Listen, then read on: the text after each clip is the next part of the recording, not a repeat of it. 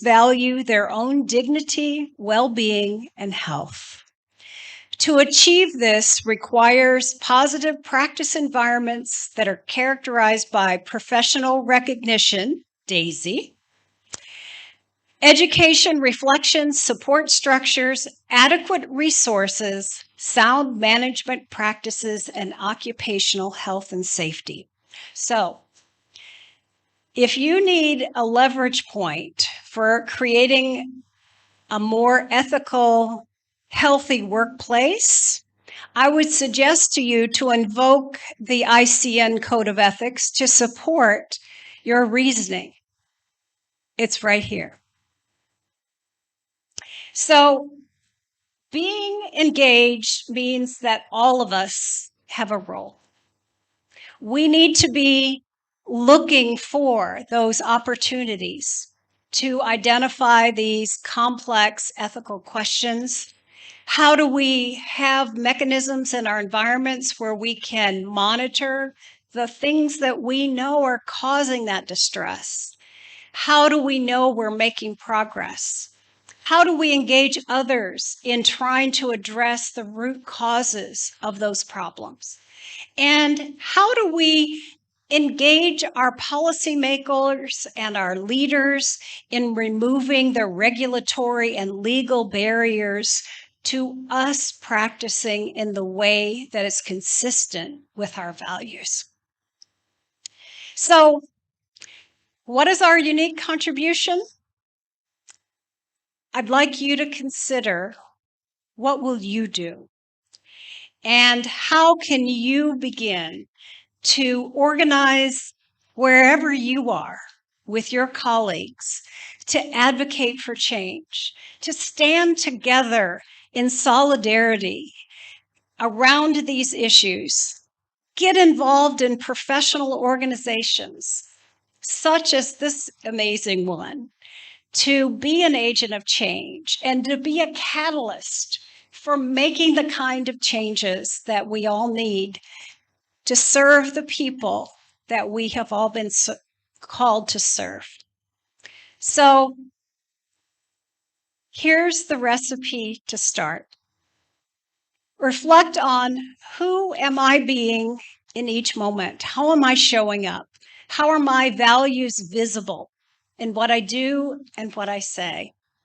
What's one thing that I could do to shift an important pattern in my work that would begin that process? What's something you can do within your scope of power and authority to start that process? So, as I wrap up this section, grounding us in our ethical values, I want to share the words of the Hopi elders. There's a river flowing now very fast. It is so great and swift that there will be those who will be afraid. They will try to hold on to the shore. They will feel they are being torn apart and will suffer greatly. Know that the river has its destination. The elders say we must let go of the shore, push off into the middle of the river, keep our eyes open and our heads above the water. And I say, see who is in there with you and celebrate. At this time in history, we are to take nothing personally, least of all ourselves. For the moment we do, our spiritual growth and our journey comes to a halt. The time of the lone wolf is over. Gather yourselves.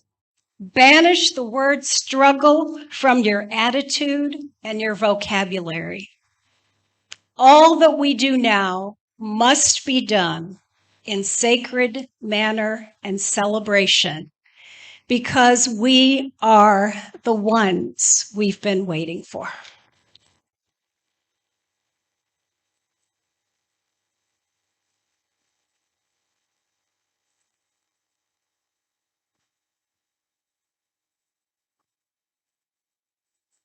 Questions? Comments?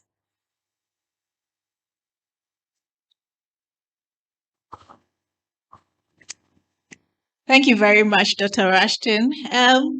Opportunity for questions, comments. Anybody? Okay. So, you want to stay? I'll go.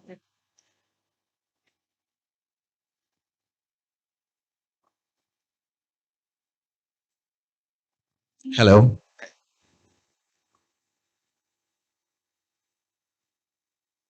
Good morning, and thank you, Dr. Rushton, for your words. They go back many, many years. Dr. Rushton taught me about 20 years ago when I was a graduate student. What she says resonates till today, and I have gone into the field with everything you have taught us about equity and fairness and the culture of ethics. Everywhere I go, I ask the questions: what does this mean to me? Am I being intentional with my decisions and my practices? Is my conscience clear? Am I being fair? Am I treating everyone like I would want to be treated, or my family members I would want to be treated? I don't leave a room without saying I did what I had to do. So the culture of ethics education is really, really important. As Dr. Rushton said, it's lifelong. You will notice that every day of your life, you have to make a decision. Even if it's for your family member or your community, you ask the right questions. Okay, you ask about resources. You ask about what's next. You ask about how can I resolve this problem?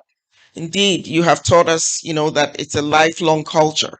Ethics doesn't leave any one of us. So please take that education seriously. Be intentional and stand for something. And I want to thank you for all your service and for teaching us. Thank you.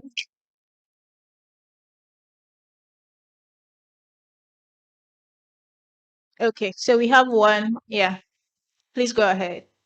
Prof, thank you very much for your presentation. It has really sunk deep. And I'm sure everybody will agree with me that you've not only presented, but you've actually preached to us. I want to find out, is the ICN readily available? I mean, the full copy. And how do we get it? Thank you. Thank you for that kindness. It is readily available. All you need to do is really Google the ICN Code of Ethics. Make sure that you get the latest one, which is 2023, and you can download your own copy right from the website. Thank you for that question. Thank you, Prof, for the opportunity. My name is Seth Kunta, a nurse practitioner and a resident hematology nurse. I want you to help me with this statement that for every 1 unit, talking about moral resilience and the moral integrity. So the research you did showed that for every 1 unit increase in moral resilience, there is moral integrity decrease by 1.14 points. So please, can you throw more light on that? So my shorthand, MI, means moral injury. So moral resilience is a buffer, a protective resource that decreases the experience of moral injury. So the way that we've come to think about moral resilience is, first of all, it's a strengths-based orientation. It presumes that we already come into the world with integrity. And it is a remembering, if you will, that we have those resources within ourselves.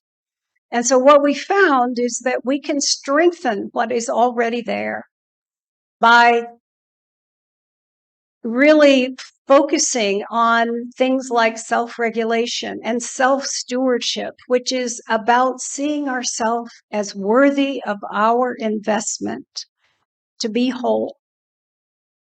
And that is what I think protects us from these very intense situations that we find ourselves in.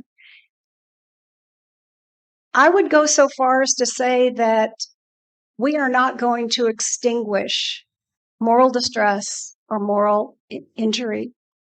What we can do is we can begin to dismantle the things that we can change so that we can create environments where we can thrive. So thank you for that question and clarification of my shorthand. I apologize for that. Thank you, Prof. I like a statement you made about I'm a nurse. Indeed, I have been in the public space for quite a long time.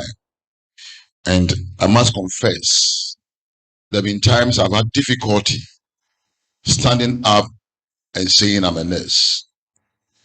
Until recently, I believe the picture of nursing some years back wasn't a perfect one. The nurse was seen as subservient to every person within the multidisciplinary team of the healthcare system. The nurse was not allowed to be part of decision making when it comes to clinical practice. And therefore, the nurse had no voice. And to say you are a nurse meant you are a slave or a servant within the healthcare system. And I know there are men and women who don't hold themselves up as nurses for some of these and various reasons. I believe with the coming into force of the changing face of nursing, nurses themselves can stand out to say I'm a nurse. Again, how we carry our own selves individually as nurses does not give us that pride to say we are nurses. I believe we need to change how we carry ourselves within the health industry. And for example, I was working with the NMC some years back, and I'd find a nurse carrying the baby at the back and buying corn by the roadside and eating it. I'm like, excuse me? But I don't find other, and because the nurse can be identified easily because of the uniform they wear. So the nurses themselves, the way they carry themselves, their own personal agency affects their being able to stand up and call themselves nurses. I believe the time has come for us to change that personal agency.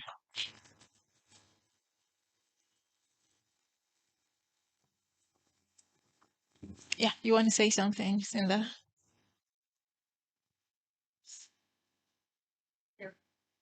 Many microphones.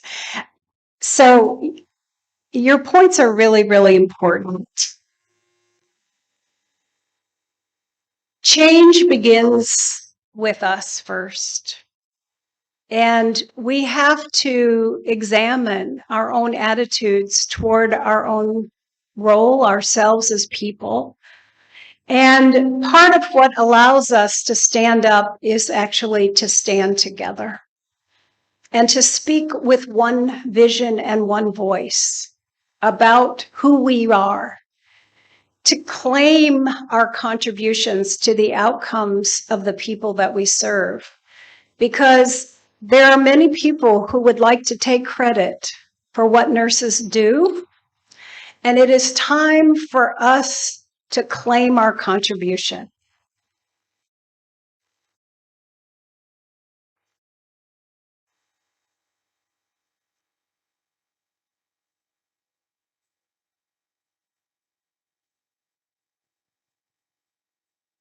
What everybody has said. Now, just to say a big thank you.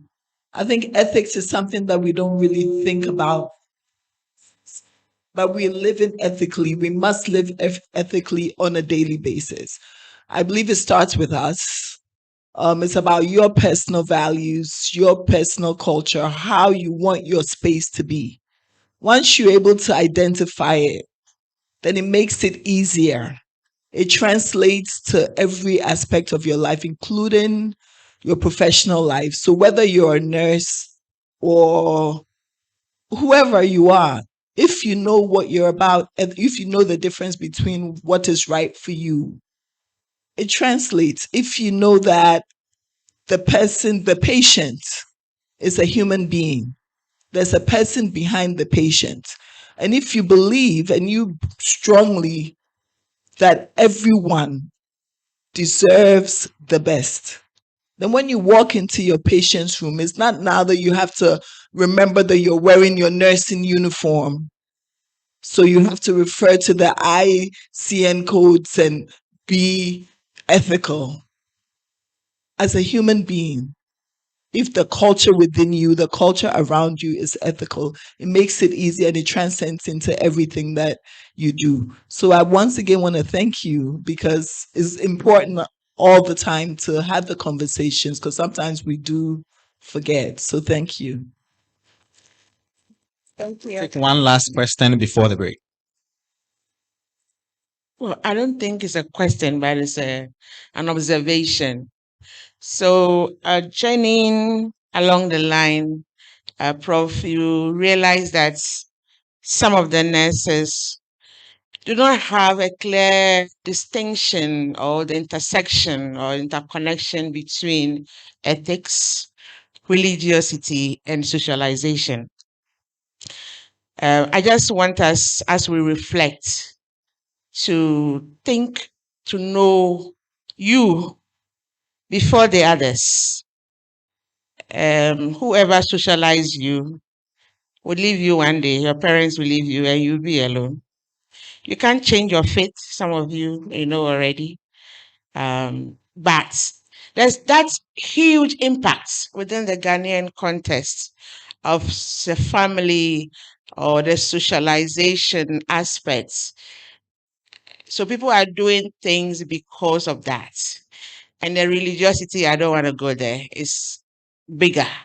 So let us reflect and see how we can dissociate and know us as presented. Thank you. Just want to honor your point. We are all an ecosystem of our socialization, our culture, our many, many factors. And we're not suggesting to abandon them, but to at least to take account of how they are influencing the way we are in our life and in the world. Because as you pointed out, sometimes we're on autopilot. We take our values for granted until there's a problem, until there is a question that we have to struggle with. What we're suggesting here is to be more intentional about choosing who we are and making that visible every day. So thank you so much for all that you're doing for so many people. And thank you for the honor of being here with you. Thanks. So let's do it one more time for her. Thank you very much, Dr. Ashton, for that very insightful presentation.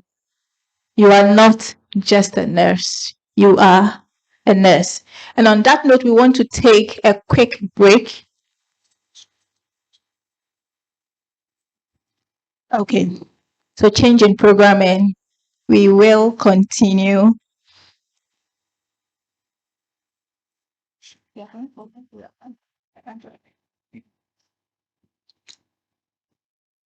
Okay, so another change in programming again. So we realized that a lot of us have traveled far to get here. Some of us didn't take breakfast to get in here. And so we are going to break for lunch. We are going to break 30 minutes, have lunch, and then come back and continue the programming. Is that okay? Yes, so just a 30-minute break for lunch. Lunch is ready, 30-minute break. So it's 11:45 right now. We gather here at 12:15. Thank you very much. The washrooms are down there. Lunch would be served at the foyer. Yes, thank you very much.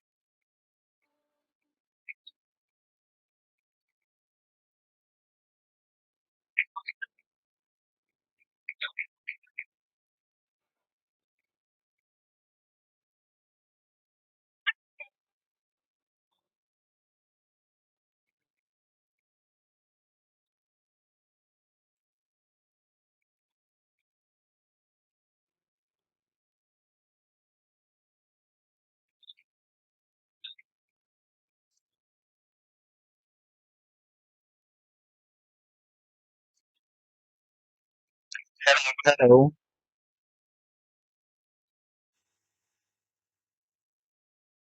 If we can please take our seats, we are about to kick off again.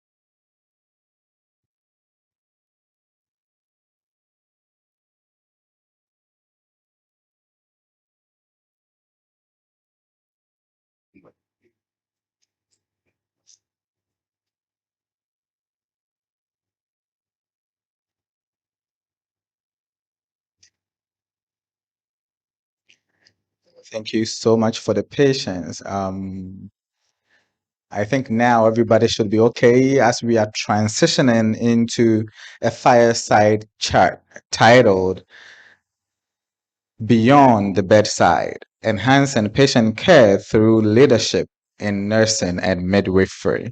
And we have some very esteemed leaders with us who are going to be joining us up here for the fireside chat.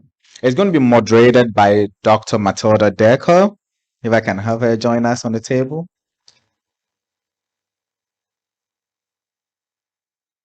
We also have in our midst Mrs. Perpetual Foi Ampofo.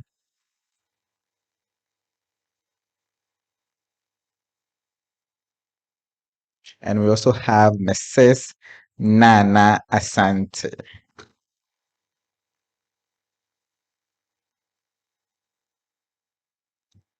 And as you always know, last but not the least, we have Apostle Dr. Thomas Nite Kutego.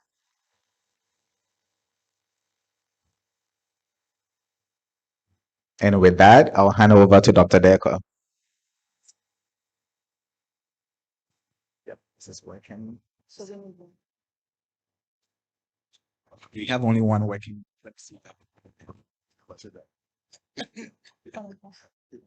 Thank you for that introduction, Dr. Foster. What an amazing event so far.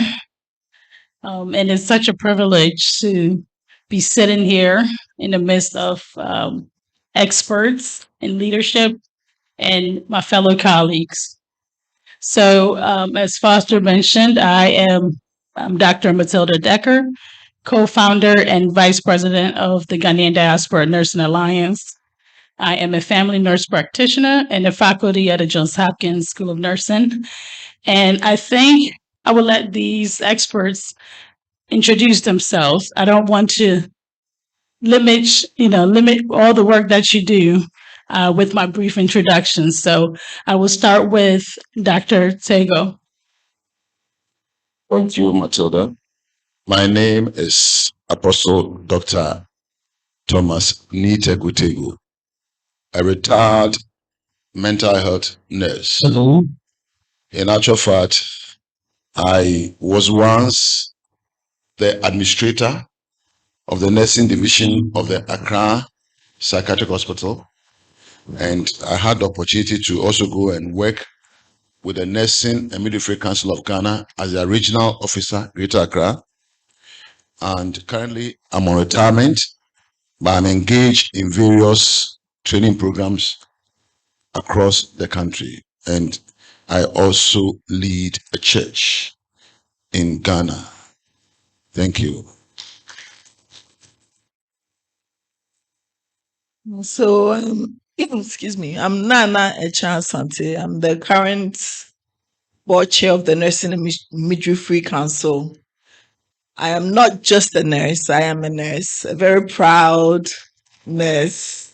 I was trained and I worked clinically in the US, moved back to Ghana, and I'm also a nurse entrepreneur. So I would love to speak on that subject because I tell people we all know nursing is not easy no matter where you go.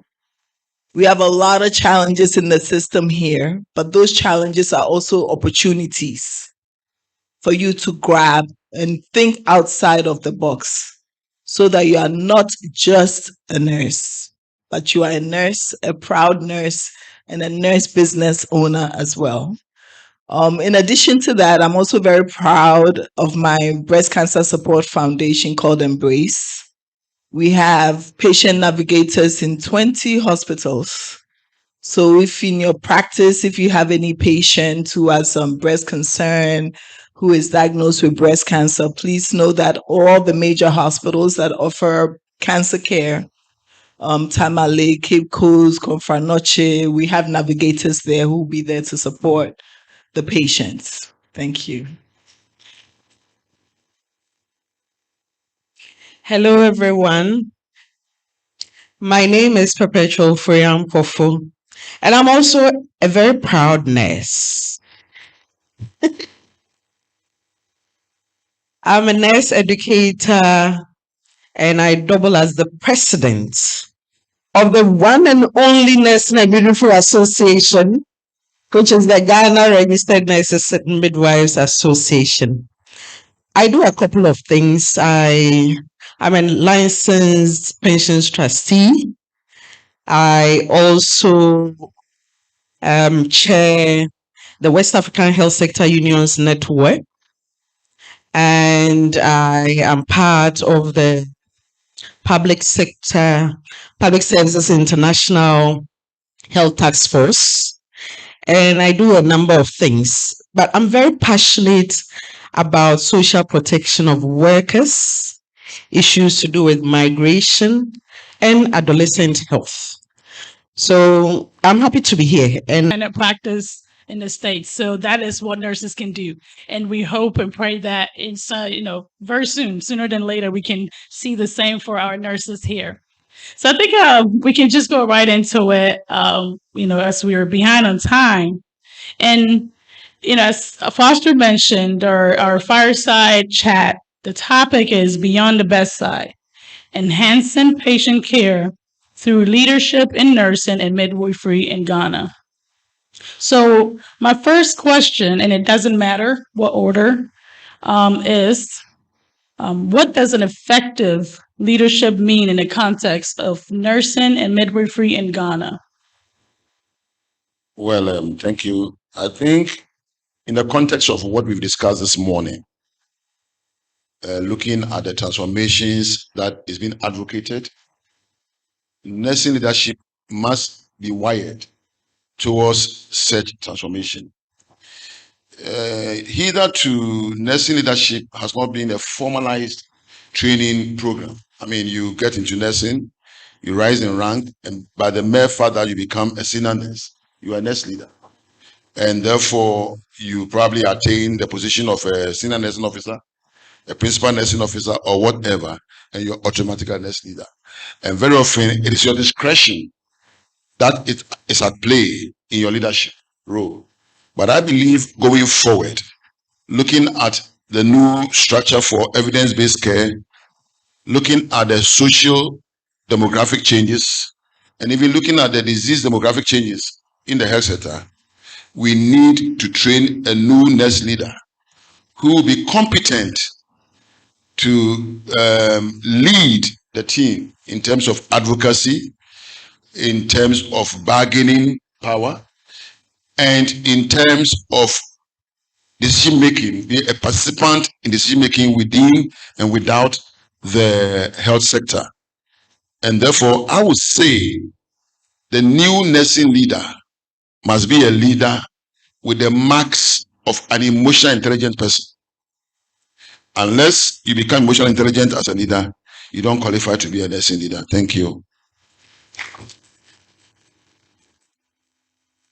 I think I want to support what he just said. The leaders.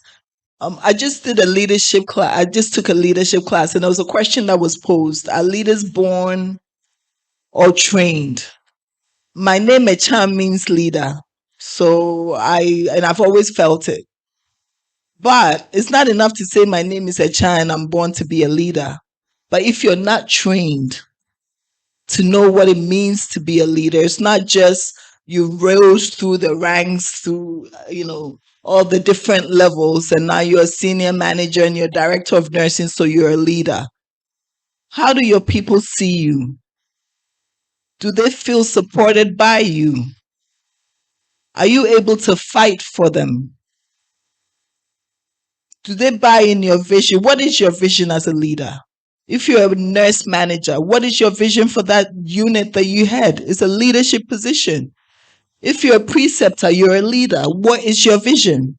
How are you able to communicate that vision, to get people to share into that vision, to make it a reality? That's all part of leadership. I think that's something that we need to start talking about, developing intentionally, strategically. What kind of leaders? I think one of the things that doesn't help us is we don't on the floor. If there's a water spill, somebody can form. How do you lead? Strategically, intentionally. So I think that we need to be strategic and intentional in the kind of leaders we want. Where do we want nursing to go? And teach people to be in that same share that vision. So when they're on their floor, when they're in the public health setting, when they're teaching, we all have one goal. And that is, as we reimagine nursing in Ghana, the one goal is to elevate the profession. So yeah, I think training the leader is extremely important.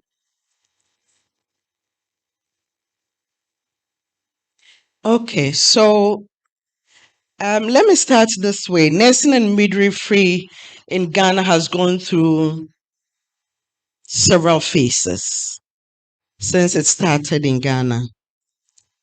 Effective leadership, as you asked at this time, it should be somebody who is able to influence and support.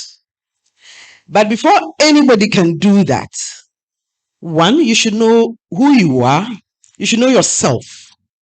Knowing yourself means not just your personality as to who you are, but you are, first of all, a nurse. And just like we heard earlier, you are not just a nurse. You are a nurse. Whether in clinical practice, in administration and management, in research, in academia, wherever you find yourself, indeed, you are a leader. Sometimes we look at leadership as if, okay, it's some people somewhere who are leaders. But you are a leader. And no matter where you find yourself, you can influence, you can support. But as I'm saying, you must know who you are and understand from that perspective to be able to support. You must have a better understanding of the organization in which you are. Most of us may find ourselves in the clinical area. So that hospital you work in, whether a public hospital or a private hospital, you must understand the institutional vision and how it translates to your own vision as a nurse and to the team you work with, so that you'll be able to influence them. And the environment should be created in such a way that it helps to influence. Many a time we get these complaints from younger nurses. Some of the older nurses are not too kind to us. They want to push us down. They don't listen to us. And all sorts of complaints. If you talk to the older ones, they'll tell you, oh, the younger ones don't listen. They are in a haste to get to the top. They don't respect. And all those kind of things.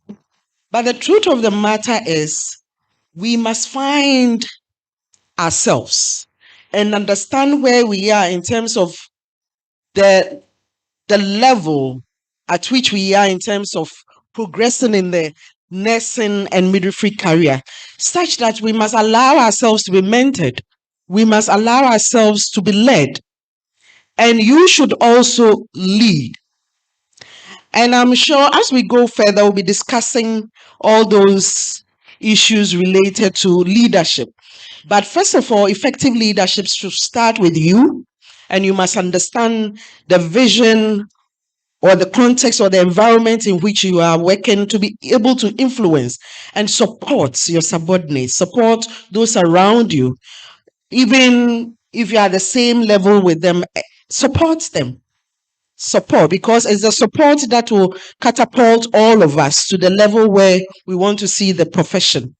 Support in terms of encouraging others to pursue their education. Recently, somebody met me and complained that the facility where she worked, she went for a promotion interview, and the DDNS in charge said she should not be promoted because she has just recently qualified from the university. And I'm like, what are you talking about? So you expect that young woman to wait so many years before she gets promoted? If she's attained a certain qualification that allows her to move to the next grade, what stops you from supporting that process, encouraging it, speaking for, like Madam Nana said, being an advocate for that nurse to move on? So it's being able to support and influence. That's effective leadership. Okay, go ahead. Well, to top up, let me say that modern leadership is changing from what we used to know. I remember I became a deviant and an antagonistic junior nurse because of the leadership style of my hospital. Whenever you are called to go to the nurse administration, they term the place firehouse. That's what they term. So every nurse who is going there, you are prepared to face fire. And it has been same among most nurse leaders. Put the fear of the Lord in the junior nurse.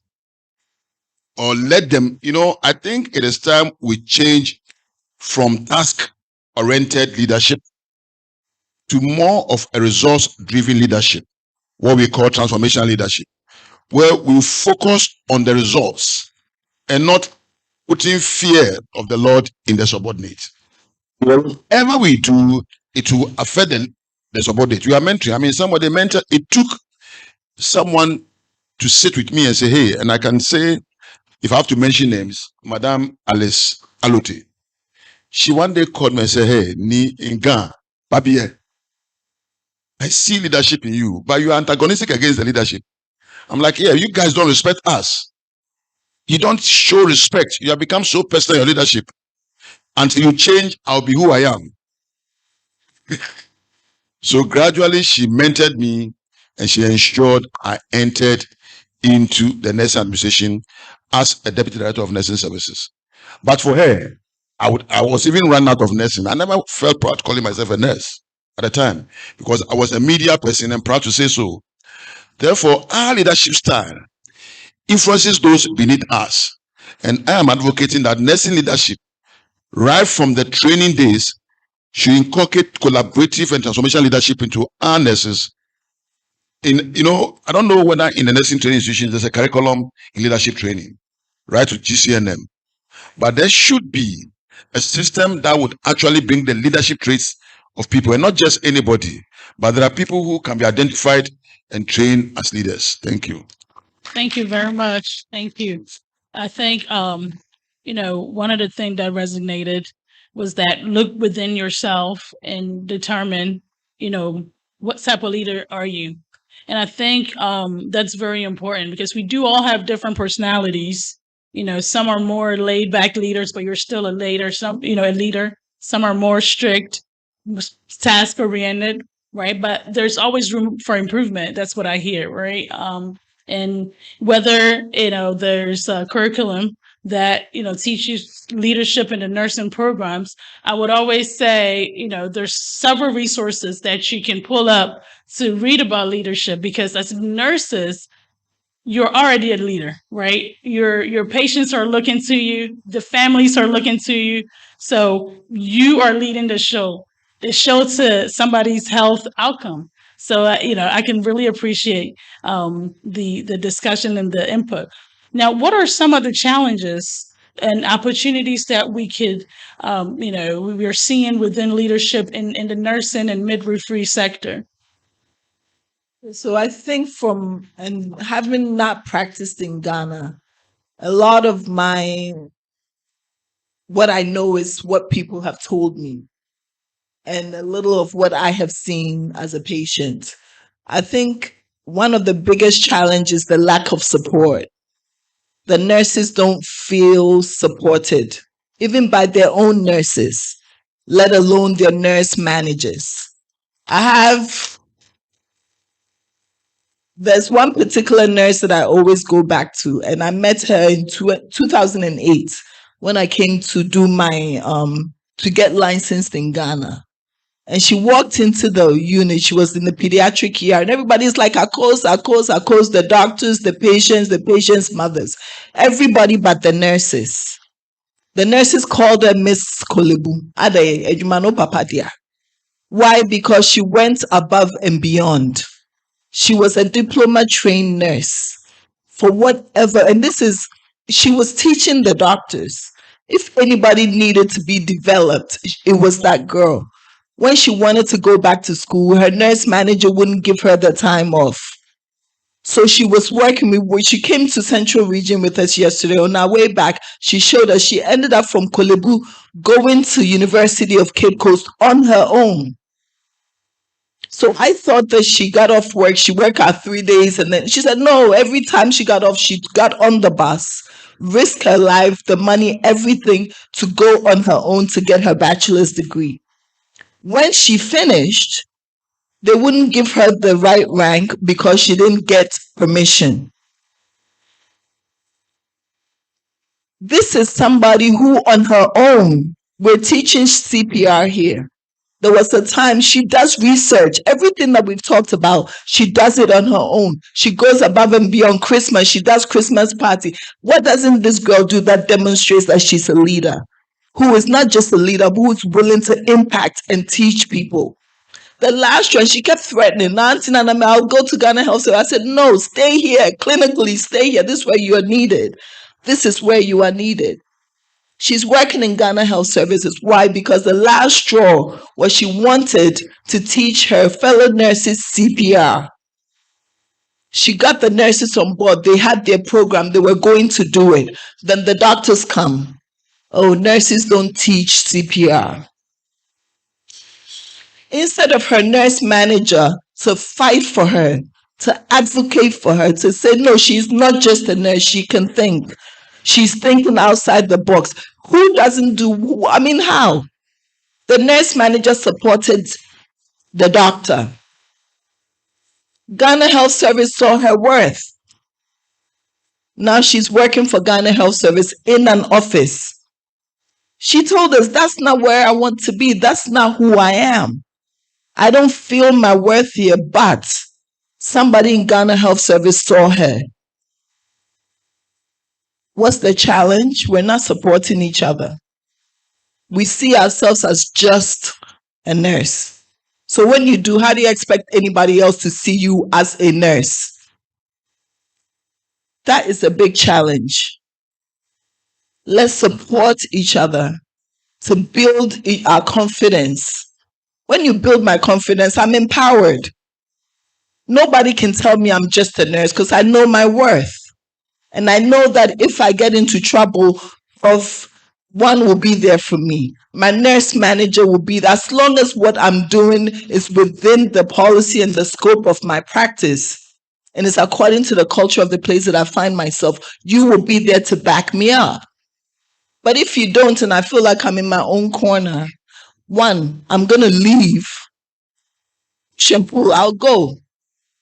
Or I'll come out of nursing and go do something else. Meanwhile, that is the person I would want to take care of me when I become the patient or when my family member becomes the patient. Let's support each other. I remember when I was doing my rotation, one day the nurse, and I think at that time they used to wear the purple belts, no? Yes. So they said wear white. I came for just 3 months. White shoes. So I had a pair of sneakers with an orange stripe down the side. So I'm wearing it. This nurse manager called me on campus in Kolebu to complain that I'm not wearing the white, the orange is on my. Meanwhile, you have nurses wearing sandals in the clinical area. You're not talking about the sandals and the possibility of injury, but you want to talk about the stripe on my sneakers. Let's support each other. Let that support build confidence. Let that confidence translate into empowerment. And let us claim our role as nurses who are not just. We're the largest workforce in any healthcare facility. I say it anywhere in front of any doctor. The doctor is as good as his nurse, and he's as bad as his nurse. You do all the best surgery, do your best, write all the best prescriptions. If the nurse is bad enough and doesn't give it, she's not ethical enough, the outcome will be poor. If the doctor is terrible, July in the US, when the residents come and they don't know anything, who carries them? Is the nurse. We are not just nurses. Let's support, build confidence, empower, and then we can advocate not just for ourselves, but for our patients, knowing that that patient could be me. So yeah.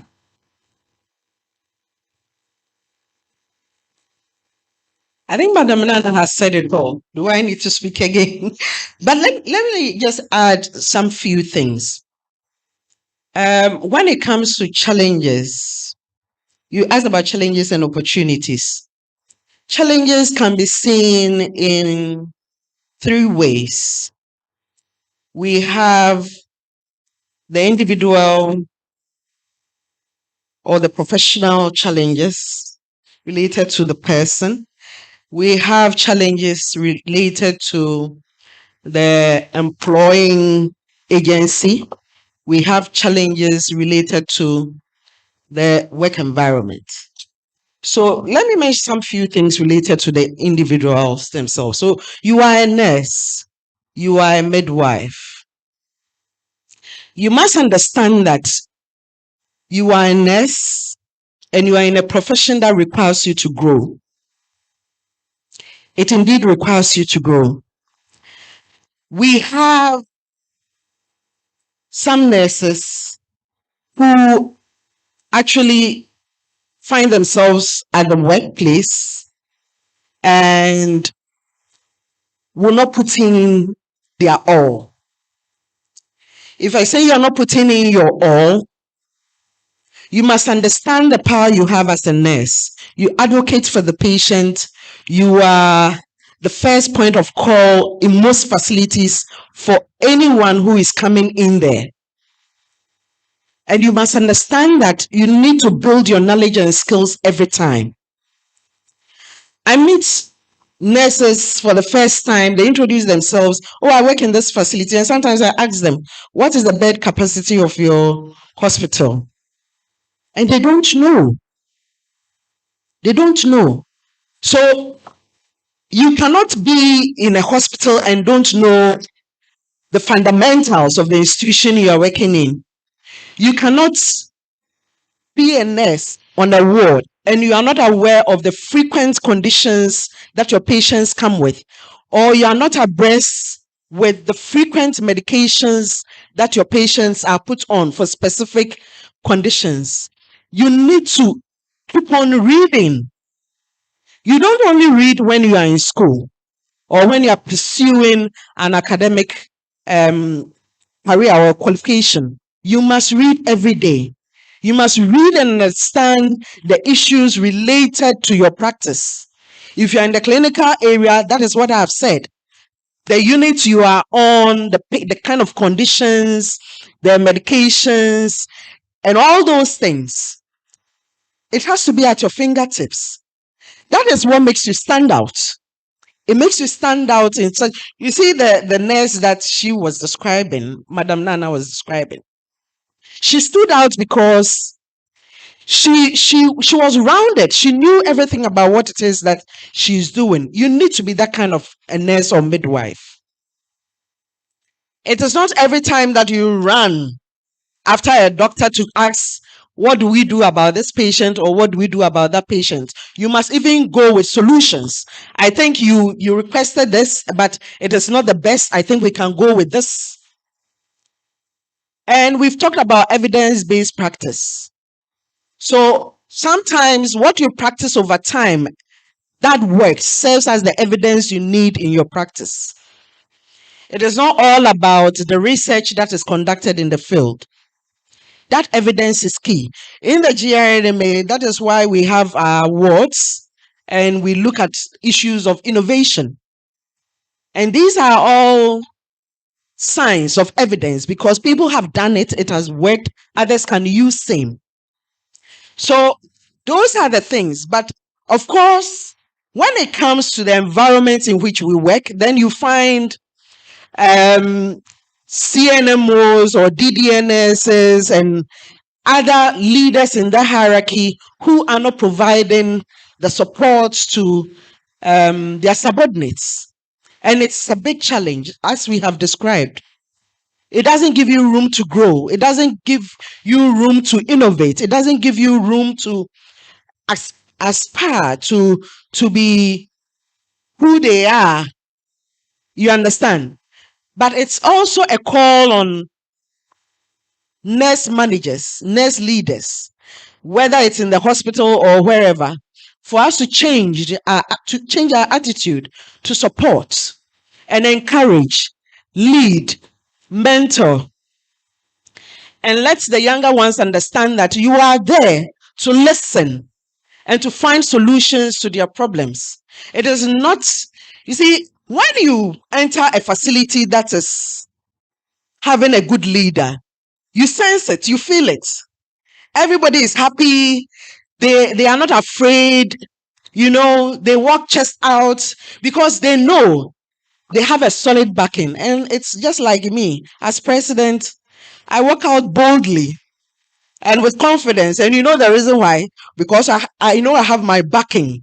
The 94,000 and over nurses and midwives, you understand, who are members of the association. So leaders must provide that kind of support that gives courage to those that are working with them. Then we have our employer challenges. That one, they are numerous. You know, some HR issues, human resource issues, but now it's getting better, especially within the Ghana Health Service. So issues to do with, you have worked in, let's say, a rural facility, and you are entitled to move or to go for steady leave after 2 years, and then somebody is stopping you from actually pursuing your career. And we are in discussions with the Ghana Health Service, because these are all contained in our collective agreement, that if you are in an underserved area, underprivileged area, at least 2 years, you should be allowed to pursue whatever program that you want to, unlike your counterparts who may be in an urban area. Okay, and then you find employers also making it difficult for you to access even your transfer grants when you are transferred. These things may seem off in terms of the work, but it has direct impact on what you do.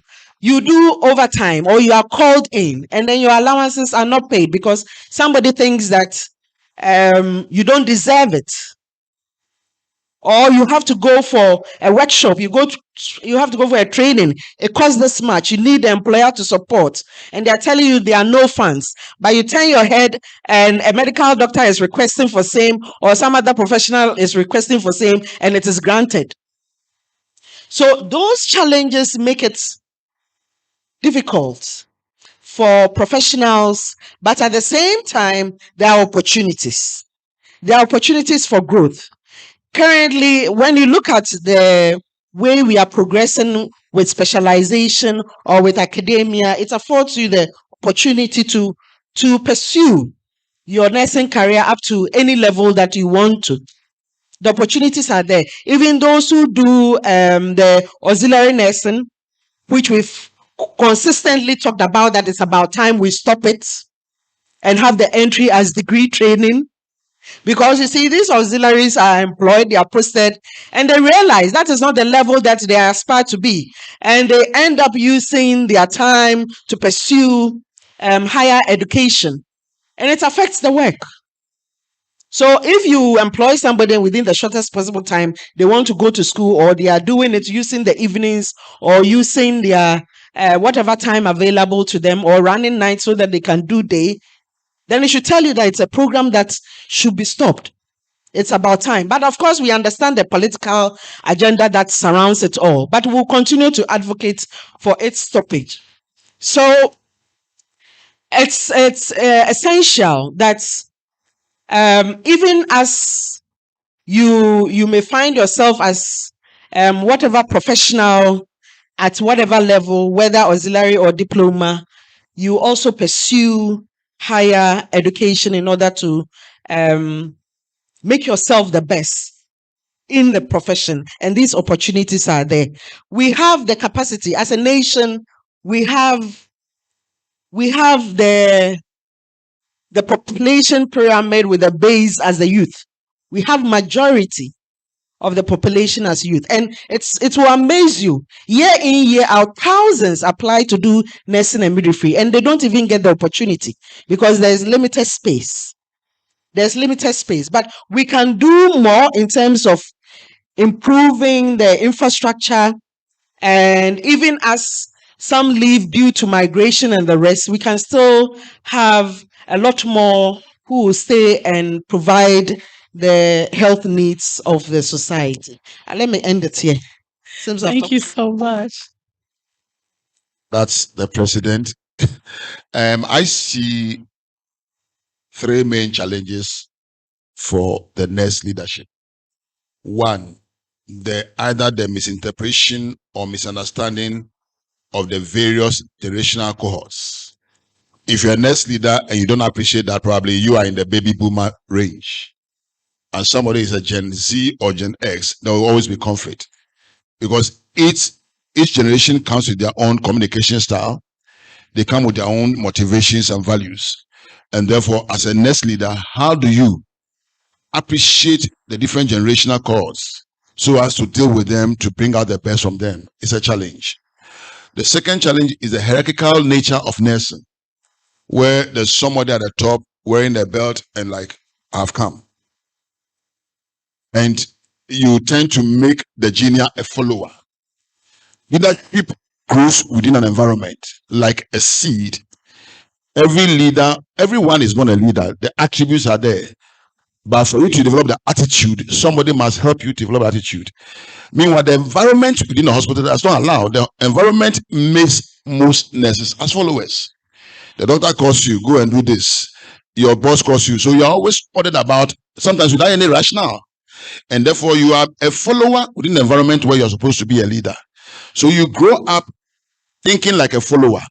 And you cannot be a leader whilst you are thinking like a follower. Therefore, the challenge is for us to begin to inculcate in the junior nurse right from day one the thinking mindset of a leader, so that when they begin to grow, because leadership is made up of three issues. The attribute is one, you are born with leader. The attitude, the aptitude is two, you can learn. But the most important element of leadership is the mindset. Leadership is all about mentality. And therefore, if I come to a workplace with the mindset of a leader and somebody tries to suppress me and make me a follower, before long, I spend 8 hours, large portions of my time is spent at the workplace. And I inculcate certain behaviors for my workplace. Before I know, follower. I begin to think like a follower. And if I'm not careful, I let go my leadership attribute. So it's important. It's a challenge. I don't know how nursing leaders within the hierarchy. It's good to have a hierarchy. But the hierarchy must be such that it must be a hierarchy that encourages collaboration, a hierarchy that encourages decision making, a hierarchy that watches the back of the junior staff. I think Nana said it all. You have an issue with a doctor, and your own boss will come and say, "Oh, wait, there's not here," and she will even insult you and give you to the other people. You kind of lose your self-esteem. And I believe the next thing is, how do we manage the resilience of the nurse? Because the work of the nurse is so much stressful. And I say that nurses come to work with a lot of emotional and psychological issues we don't look at. And we think nurses are machines. They are not. They are human. Domestically, they have their own issues. And therefore, I may be a leader. But when I come with my backpack of anger, my Ghana must go of hurts, my antibag of domestic issues, how do you expect me to come out as a good leader? And therefore, one challenge is, how do we manage the nurses' resilience to be able to stand tall and lead others?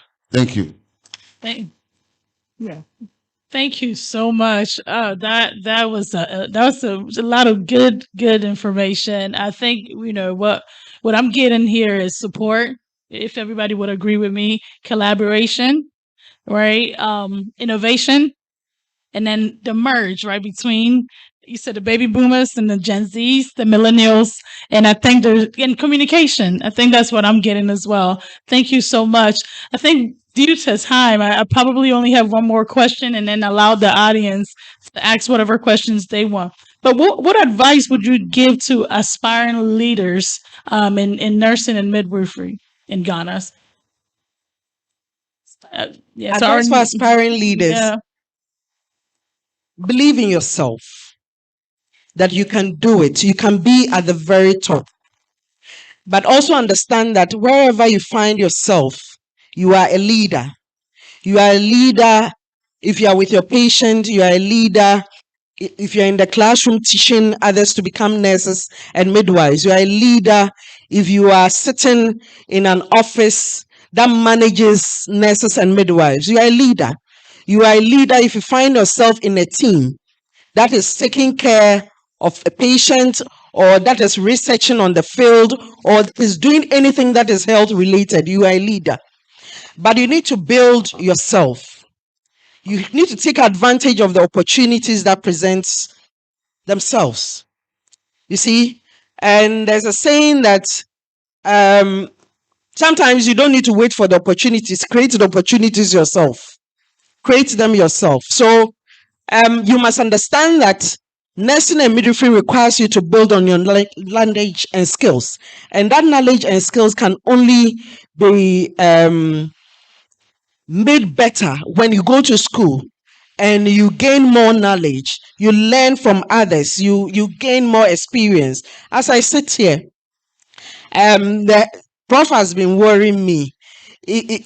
Prof. Yvonne has also been worrying me. When are you attaining your PhD?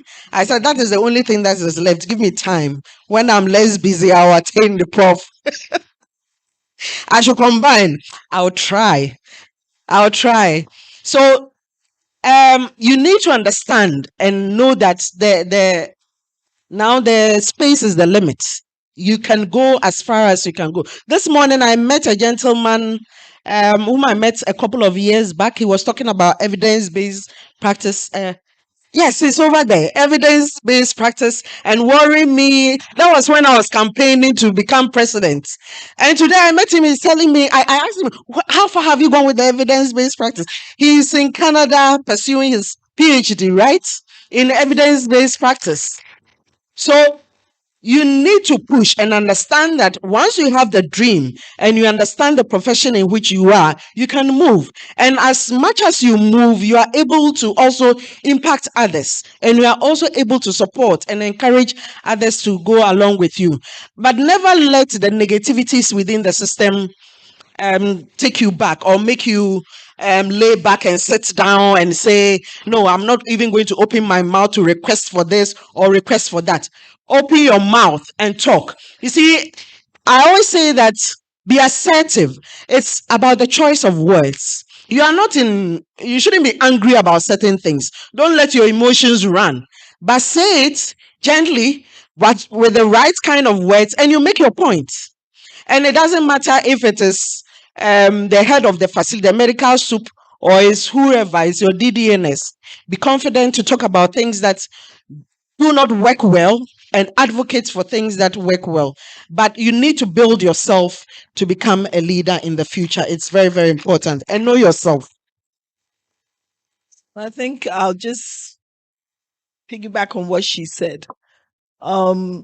Leaders are trained.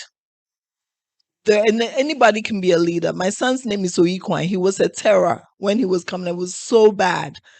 And when you go to school, the teachers always Akolabani, and they said, no, don't onya Akolabani. You know, what he's doing is wrong. His name is Oikwan. And I named him that for a reason. I've taught him that his name means he has to be a leader. Now it's up to you and I to choose and direct him to the right path. He can lead people to do the wrong thing just as much as he can lead people to do the right thing. So if you're aspiring to be a leader, just like Madam Perpetual said, you need to understand who you are. How does this fit into your purpose in life? You know, what does that mean, being a leader? What do you hope to do with this leadership journey that you want to go on? And once you decide that, know that you can't do it on your own. You have to train. Yes, learn how to be a better nurse and everything, but what does it take to be a leader?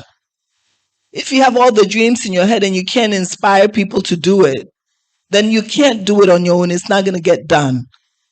You need to be nurtured. What does it mean? What does it mean to be a good communicator? What does it mean to be an active listener? When somebody is coming to you as a nurse with their issues, are you listening? Is your mind wandering as they're talking to you? Leadership is many things. So it's a word that's out there. Everybody leader this and leader that. But find out what it means to you. And find the resources. Surround yourself with positive people. I've gotten to the stage in my life, I don't do subtraction. It's value add. I know where I'm trying to go. You who's coming into my space, are you bringing value to the purpose that I'm on? If the answer is no, it is my choice. Your life is your choice. How people treat you is your choice. So you can bring me something, but I can choose whether I take it or not. And that's being part of being a leader. When you have set yourself and your mind on a journey, and some people will say, hey, wait there, no, you'll never get there. Who are they? It's your choice to not hear them. Don't go and rant and go and insult them on Facebook or whatever, but just choose to not have them be in your path.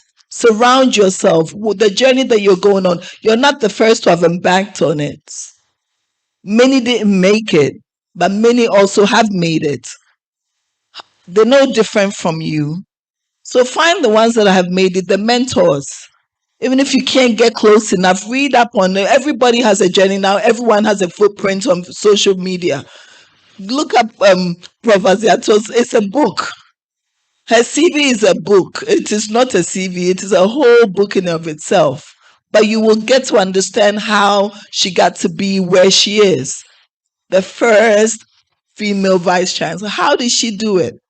Is she going to be the last? I don't think that's her. It's not her thing that I'm going to be the only one ever in the history of Ghana. Debbie, if you can't get close enough, read about her.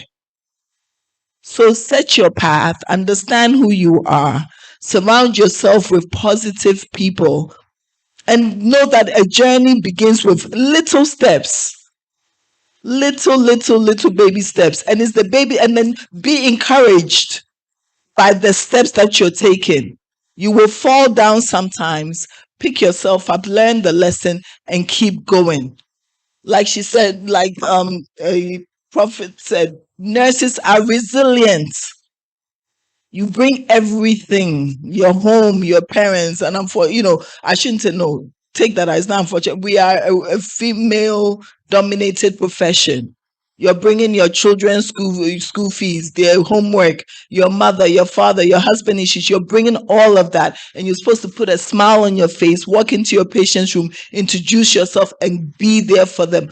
You're only human. What is your mental health? Something that was touched on. So please, it's very aspiring leaders know that it begins with you. Take care of you, figure out who you are, what it takes to make you healthy mentally and physically. Surround yourself with positive people and know that you have to learn. You have to embark on it's a daily, every day. How to even interact with your people. It's a learning process. When somebody brings something to you that's just making you so upset, how do you learn to take a breath and choose not to let that upset you because it's not part of your leadership journey? So just to, I think everything has been said. Start with the confidence, figure out who you are, stay focused, surround yourself with positive people, and learn every day. Leadership is being able to give tough love. When you're a nurse manager and things are not going wrong, how do you hold people accountable for their performance, but at the same time let this person know that when they need a hug from you, you're there for them? You have to be nurtured. So make it a part of your journey to nurture in learning to be a good nurse, but more importantly, learning to be a right leader, leading people to do the right thing. Thank you. Thank you so much. Probably when you go home, look into a mirror and tell yourself, I'm the leader. And ask yourself what kind of leader you want to be. Indeed, I would disagree to an extent with people who think leadership must be taught. I think leadership is self-discovery. You need to discover your leadership trait and develop it on your own in a way. And the next thing, how to develop your leadership trait, is to get your values right. I do trainings and I ask most people of adult age, 40 to 50 years, what are your values? And they become like kids. Some don't even know they have values at all. So as a leader, you need to define what your values are, which will guide your decisions. I have 4 values, which has guided my decisions so far. I take responsibility, respect, integrity, and innovation. So whatever I do, these are the 4 things that inform my decisions and actions.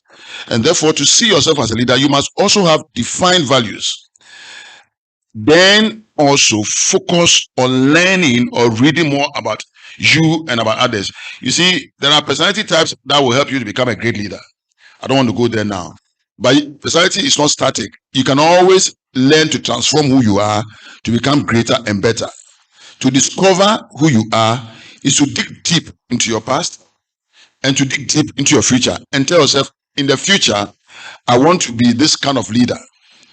I want to be this person. Then you pursue. Trust you me, as you think about it, you can become. If you think you are the best leader, gradually you become the best leader. So leadership for me is self-discovery and pursuing your life with innate values that you use to manage your life. Maybe if I should ask 2 or 3 people here, what are your values? I'm sure we would have some people running away from this auditorium. But you need to have values as human being. What informs your decisions? Besides the values of your workplace, what informs your personal culture? Even if you have a personal culture, I don't know. Or what informs your personal constitution? I remember a gentleman came to seek to marry my daughter. And my first question was, what's your constitution? It was like, sir, what do you mean? I said, you don't have a personal constitution? What culture informs what you eat, what you wear, how you treat women? How are we going to treat my daughter? Not the way your father or your mother was treated, but how you. Then he was like, hey, I did bed you. He said, I had doing that. But I asked him to go back and read about Ghana's constitution, read about various constitutions, and develop his own personal constitution. The things he thinks. But you know, at the time, he later on came to thank me for making him unique. Your constitution makes you unique. And therefore, if you develop your own personal culture or philosophy of life and your constitution, it's not a huge material though. My constitution is African, merged with a German constitution. So that, you know what, when I visited Germany some time back and I had a friend, by the time I came back from work, he had written on my wardrobe, mean what you say and say what you mean. I'm like, what do you mean? He said, you're an African. If you say you are coming at 6, you are here at 8. So you should mean what you say. If you are coming at, tell me you are coming at 8. So you see, I inculcated some of those values into my Africanness. And therefore, it's important for you to look at different shades of values and constitutions and marry them to yours as a leader. Then you can discover the leader you are. Lastly, as a person with the Bible, I believe everyone was born a leader because the Bible says, I am making you in my image to go and dominate. The word domination in Hebrew means to be in charge, to take control and to lead. Therefore, everyone born a woman is born a leader, but you lost your leadership whenever you don't think right. When you think wicked, selfish, and sinful, you lose your leadership trait. As a leader, your thoughts must be infused with thinkings of love, thoughts that will tend to give life to others, thoughts that will give comfort to others. Then you kind of invigorate your leadership trait. If I remind you, in the Garden of Eden, Adam lost his leadership trait when he disobeyed the man who made him.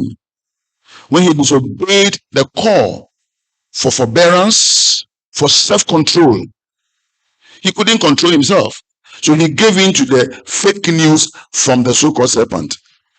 In this era, do not give in to fake news around you. Listen to the right news and base your life on principles found in the Holy Book. It could be the Quran, it could be Buddha, but I would urge in the Bible. Thank you. So, yeah, that was so much. That was such good advice to all inspiring leaders. And I think, one of the things that you mentioned was, what are your values? And that is such a good question. As I'm sitting here thinking, what are my values?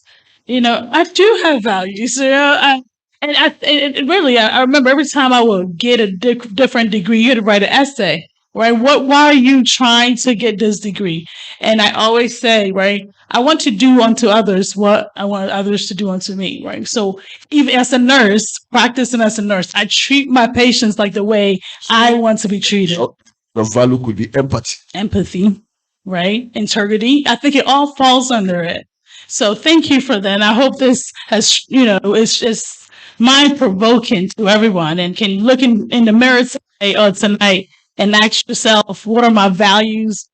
And remember why you became a nurse. And because of time, unfortunately, I can't ask the audience questions, but I know this conversation will continue amongst yourselves. And this is the end of it. Thank you all. Thank you for having us.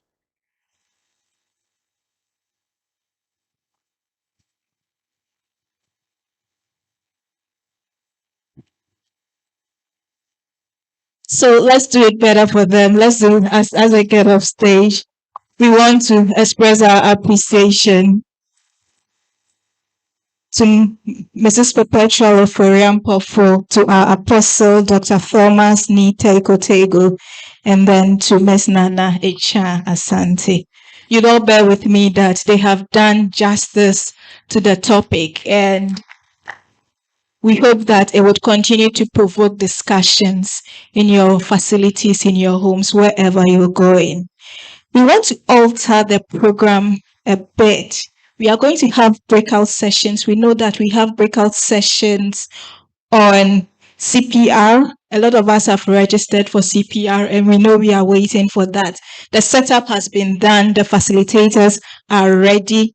We also have, there's also going to be one on mindfulness and resilience, self-care strategies by Dr. Cinda Rushton. She did a presentation for us this morning. So that is also ahead of us. But because we are all here in the auditorium, we want to do everything that is supposed to be done here so that when we break out, we would be done. And so with that, we will proceed to the oral abstract sessions. Lest I forget, we also have a breakout session on evidence-based practice. And then there's also going to be one on specialist and advanced nursing forum. But before we proceed, GDNA has been working with the Nursing and Midwifery Council of Ghana to develop a memorandum of understanding on how the two organizations can work together, also on how our nurses who are in the diaspora can be helped, the processes that they go through can be facilitated so that they'll be able to perform when they come in. And so the process is still ongoing, it's not yet complete, but the acting registrar of the Nursing and Midwifery Council is here, and she will give us an update on what has been done so far. And so with a round of applause, please, let's welcome Mrs. Philomena Woolley.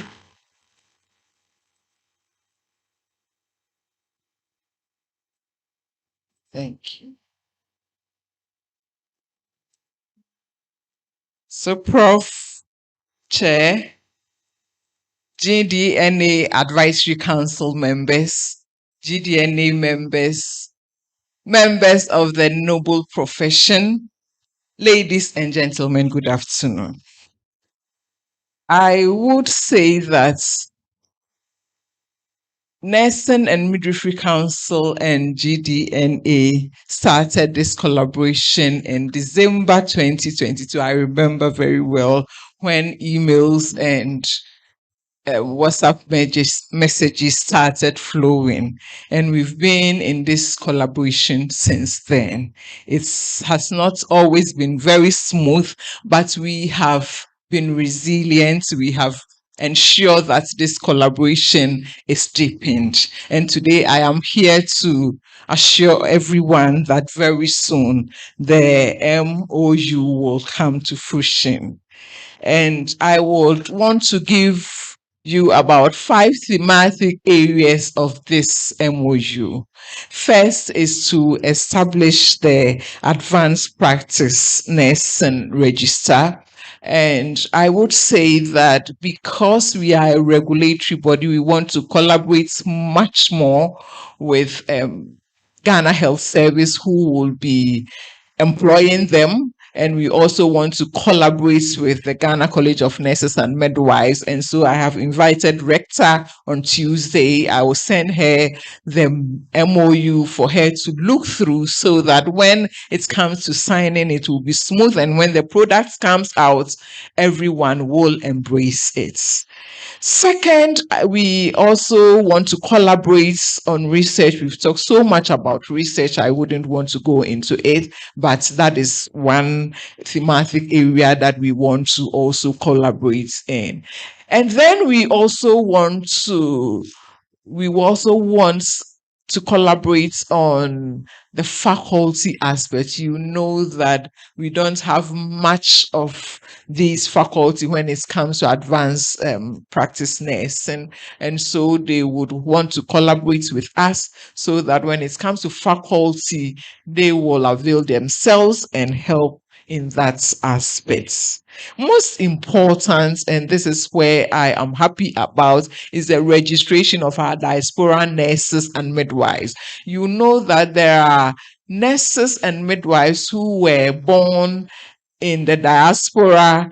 However, they are Ghanaians, you know, the second and the third generations, they are all there. And there are also others that, even though had their training here, they've been in the diaspora for years. And so coming back, they need to know our terrain. They need to know how we go about things. So we are going to register them.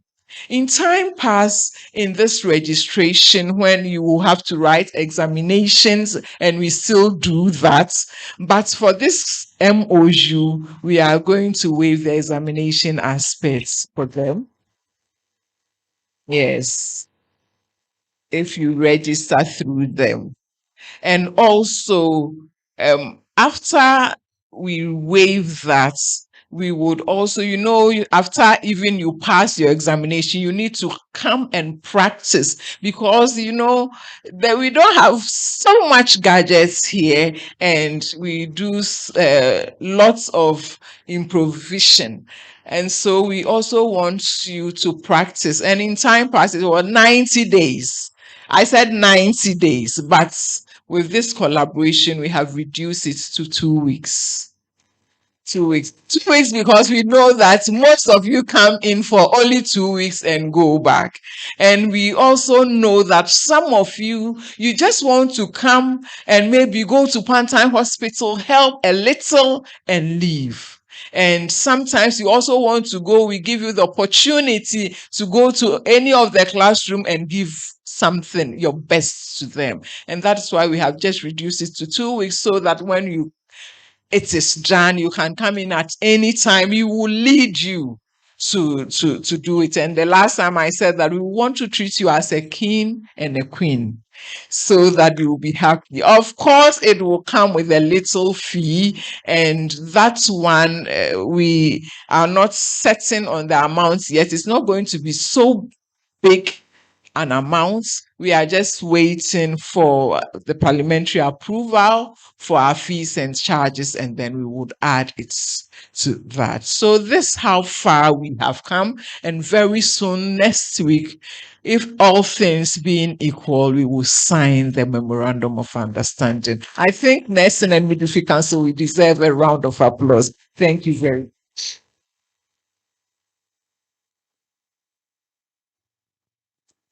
Another round of applause for Auntie Philo.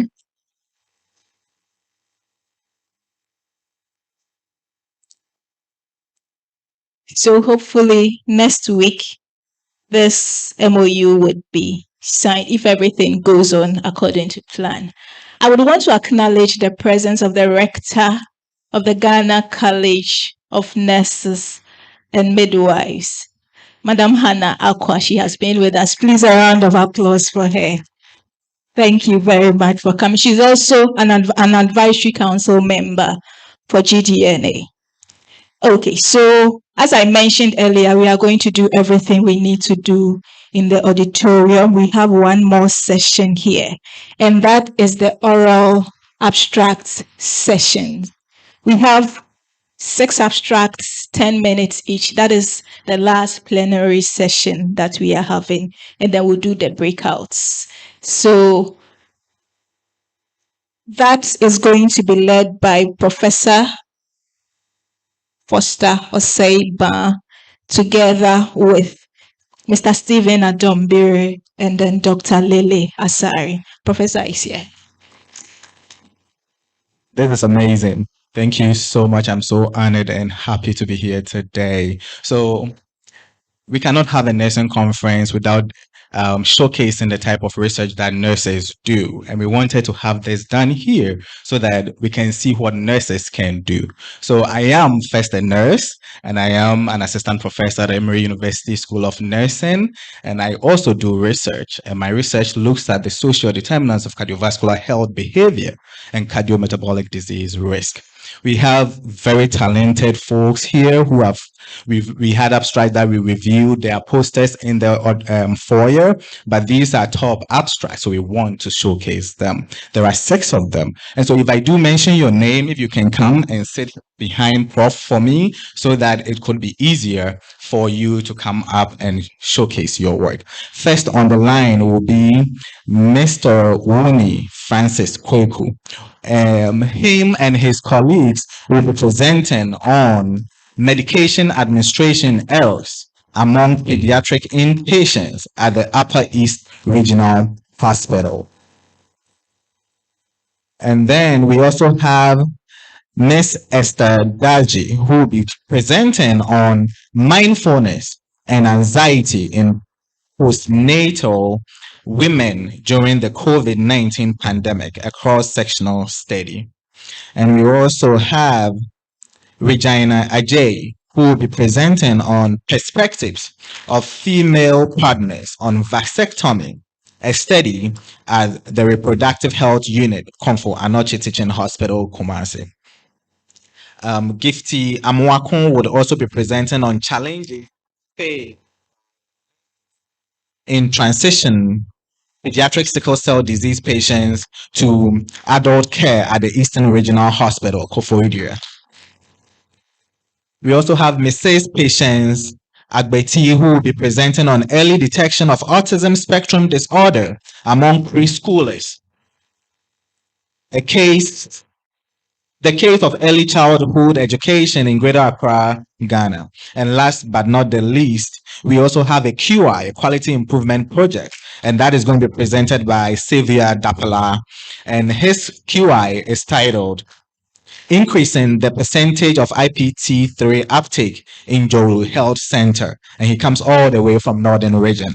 And so, just to kick us off, Mr. Awuni, can you please come and take the stage? And can you please project his slides? Wait, we'll have your slide. Okay. Thank you so much. Let me say that before this research, the Regional Health Directorate of Upper East told us that our errors level was 15%.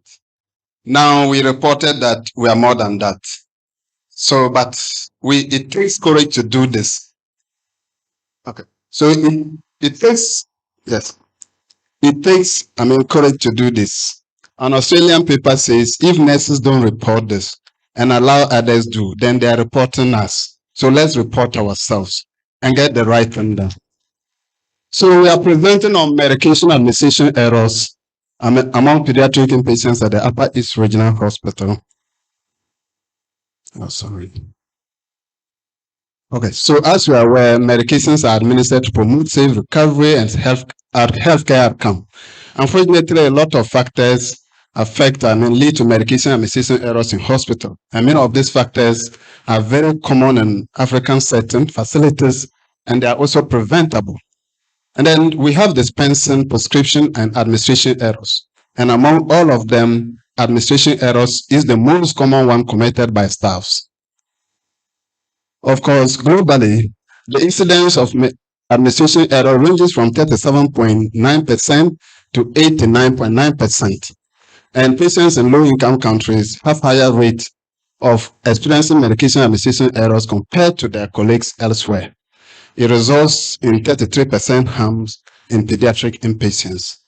And of course, an Ethiopian study ended up by saying that nurses caring for more than 10 patients in a shift were more likely to commit medication administration errors than their counterparts caring for less. Okay, sorry. So this is our problem statement. In Upper East Regional Hospital, you get a pediatric nurse caring for more than 20 patients. And of course, no one is coming up to report that there are errors, they are committing errors. One thing that also shock us is that we don't have any systematically generated evidence on the burden, the causes, and the type of medication administration errors committed by our staffs. And then this limited insight poses a challenge to we at the Drug and Therapeutic Committee of the Upper East Regional Hospital to bring about evidence-based policies in the facility. And so this was the gap we intend to address. So we looked at, the aim was to investigate medication administration errors among pediatric inpatients with two specific objectives. What is the burden? Which type are common with us? So these were the things we look out for. It was a cross-sectional study design, and the population comprised of neonates and children admitted at the newborn care unit and that of the pediatric ward. Of course, all patients on admission who were on drugs were enrolled into the study. We excluded certain patients on admission for other therapies other than without medications, patients whose medication records could not be traced, and patients who were undergoing emergency resuscitation. Of course, so study variables, we measured 8 variables to determine medication administration errors. Incorrect dose, incorrect time, incorrect frequency, incorrect administrative techniques, incorrect duration, and we also look at omissions, we looked at unauthorized drugs, we look at mislabeling. These were the 8 variables we used to determine the medication administration errors. Of course, data collection, we had to design our own online tool that contained the 8 variables. And then we used direct observation and review of medical records to determine incorrect duration, incorrect dose, incorrect frequency, incorrect time, unauthorized medication, and omissions. We also observed nurses directly administering drugs to patients to determine incorrect administrative techniques and mislabeling. Analysis, we conducted both descriptive and inferential statistics, and then we used chi-square to determine the bivariate association between the variables, and then logistic regression to develop a predictive models or predictors for medication administration errors. So results. Sorry. So results, 399 patients were 399 patients took part in the study. And among the patients, 62.9% of them, sorry, it's not coming. So among the patients, 62.9% of them had weighed less than 10 kg, and males were leading. They formed 59.4%. Of course, patients with single diagnosis took the lead. They were accounted for 66.4% of the sample. Occurrence of medication administration errors. Of the 399 patients who participated, 263 of them received one form of medication administration error or the other. 65.9%, high incidence rate. This is consistent with a study in Ethiopia that ended up with 62.7%, and a bit lower compared to a study in South Africa that ended up with 78% in a teaching hospital. Good. Sorry.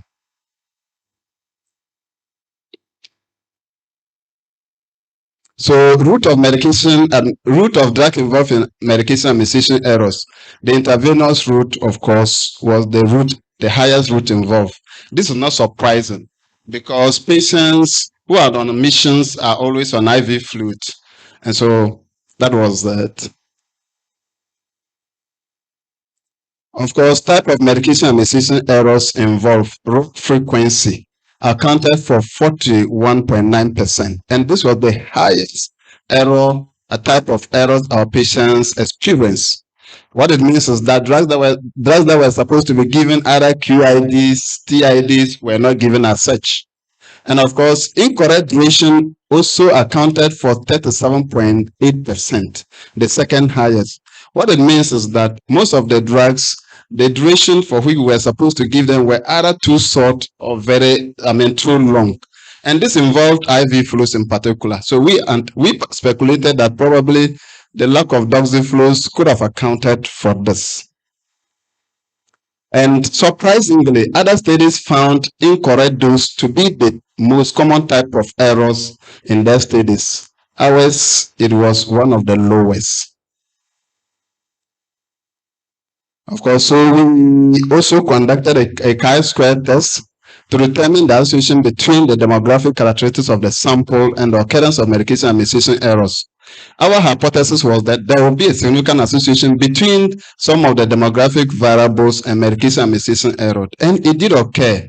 Patients' age, patients' weight, hospital ward had a strong significant association with the occurrence of medication administration errors. We also wanted to find out whether the educational level of the parent or the guardian who is with the child will influence certain type of medication administration errors, let's say wrong frequency. But unfortunately, it did not. So immediate impact of the study. After the study, we realized that most of our units did not even have a calculator. They were using phones. You see, and this was very surprising. So quickly we had to organize for phones. I mean, we have to organize calculators for all our wards.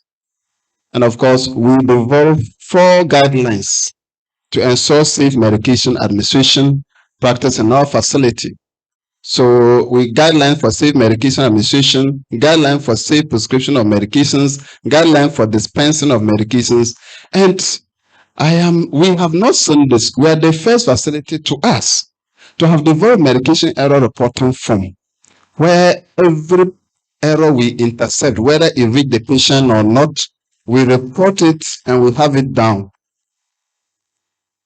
Of course, after the Cedi, we had to meet all the wards to introduce to them what we are doing, the guidelines, let them understand the use of those guidelines. So we started with pediatric surgical ward.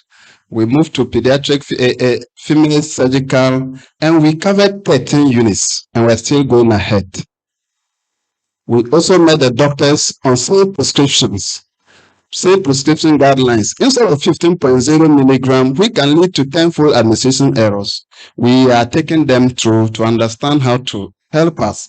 As sort of prescription errors can translate in administration errors. So now the next step. Ghana Health Service and our regional health directory has asked us to go back and amend the protocol, to cover all aspects of our facility, the 5 clinical wards, accident emergency, internal medicine, surgery, pediatric, and ONG departments. So we are currently back to get ethical clearance to continue it. And we intend to have it done as a survey biannually to detect some of these errors. And the manuscript is currently being reviewed by a peer review journal. Our thanks goes to management of regional hospital and the drug and therapeutic committee of Upper East region. This is my contact.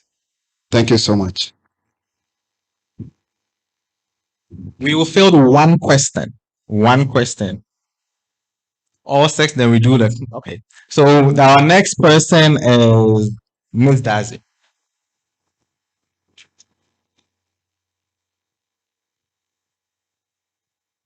Good afternoon, and thank you very much. I think it has been an amazing event, and many has been said on building resilience and innovation and other strategies for us to support ourselves as health workers. Esther Dazi, a registered midwife and an MPhil candidate with the School of Nursing and Midwifery, Queen's University, Belfast, United Kingdom, and a co-founder of Mindfulness and Wellbeing Foundation, Ghana, which was launched just last month. And our aim is to provide mindfulness training for perinatal women, health workers, children, to support them to acquire the skills and also develop the strategies to build resilience and to approach stresses rather than to approach stresses calmly, respond to them kindly, with empathy and compassion rather than reacting, which will affect their mental health and well-being. So here, I'm here to present on the topic mindfulness and anxiety in postnatal women during the COVID-19 pandemic.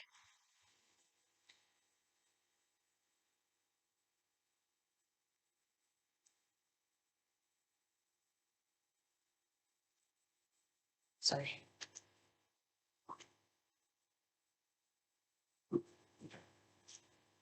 All right. So we all know COVID-19 emerged from China somewhere 2019, and that's it's affect the measures and measures implemented to mitigate the spread of the virus impacted our mental health and well-being. It's impacted global health and well-being, socio-economic fabric of the societies, and mental health of individuals. Sorry, my slide.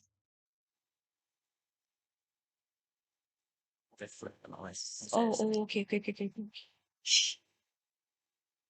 So, postnatal women are one group of people who are vulnerable to mental health related issues. And I say postnatal women in the context of this study, they are women with babies age 12 months and below. We know that as midwife, we defined postnatal as the period, let's say 6 weeks after birth. But then in the context of this study, postnatal women are women with babies age 12 months and below.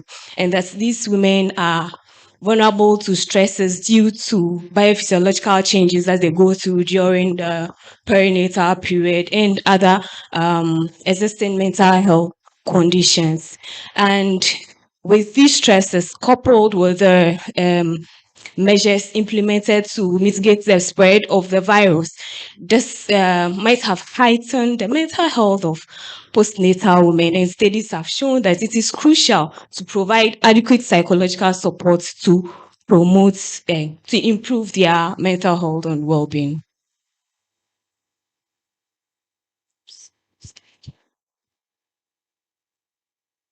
All right, so there have been various interventions that are used to help manage psychological distress.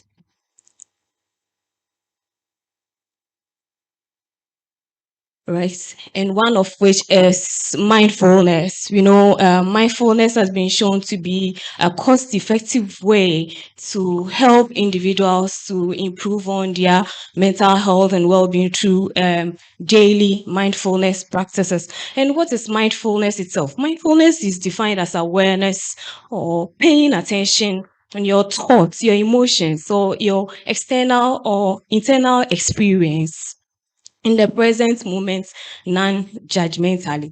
So, prior to the study, we conducted a scoping review to provide a broad overview of mindfulness-based interventions that are being implemented during the perinatal period by researchers. And our aim was to identify the various types of mindfulness-based used during the perinatal period, to report on the outcomes of mindfulness-based intervention on anxiety during the perinatal period, and also to identify the measures or the assessment tools used to measure mindfulness and anxiety during the perinatal period. And from the databases that we use, that's the CINAHL, PubMed, Embase, Midri, PsychoInfo, we identified 17 studies. And out of the 17 studies that implemented mindfulness-based intervention during the perinatal period, 14 of them reported a significant improvement in anxiety after their intervention. And 3 reported improvements in anxiety. We also observed that the intervention were predominantly implemented during the antenatal period. That's among pregnant women. So, and that's evidence was limited on postnatal women and during the COVID-19 pandemic. So that led to our study to determine whether mindfulness led to lower levels of anxiety among postnatal women during the COVID-19 pandemic. So prior to the study, we created an advisory group that's comprised of researchers, specialists in perinatal care, specialists in mindfulness practice, and they all brought up their recommendation and support to create the survey. So the study, we used a cross-sectional study design, and the survey was created using Qualtrics. So the survey was launched somewhere in 2021 through the School of Nursing and Midwifery's social media platforms, through Twitter, Instagram, and Facebook. Our target sample size was 100 participants using the power analysis, and the study was conducted in the United Kingdom. So I think the study was launched when the COVID restrictions were in place and was allowed to stay online until the restrictions were lifted in 2022 April.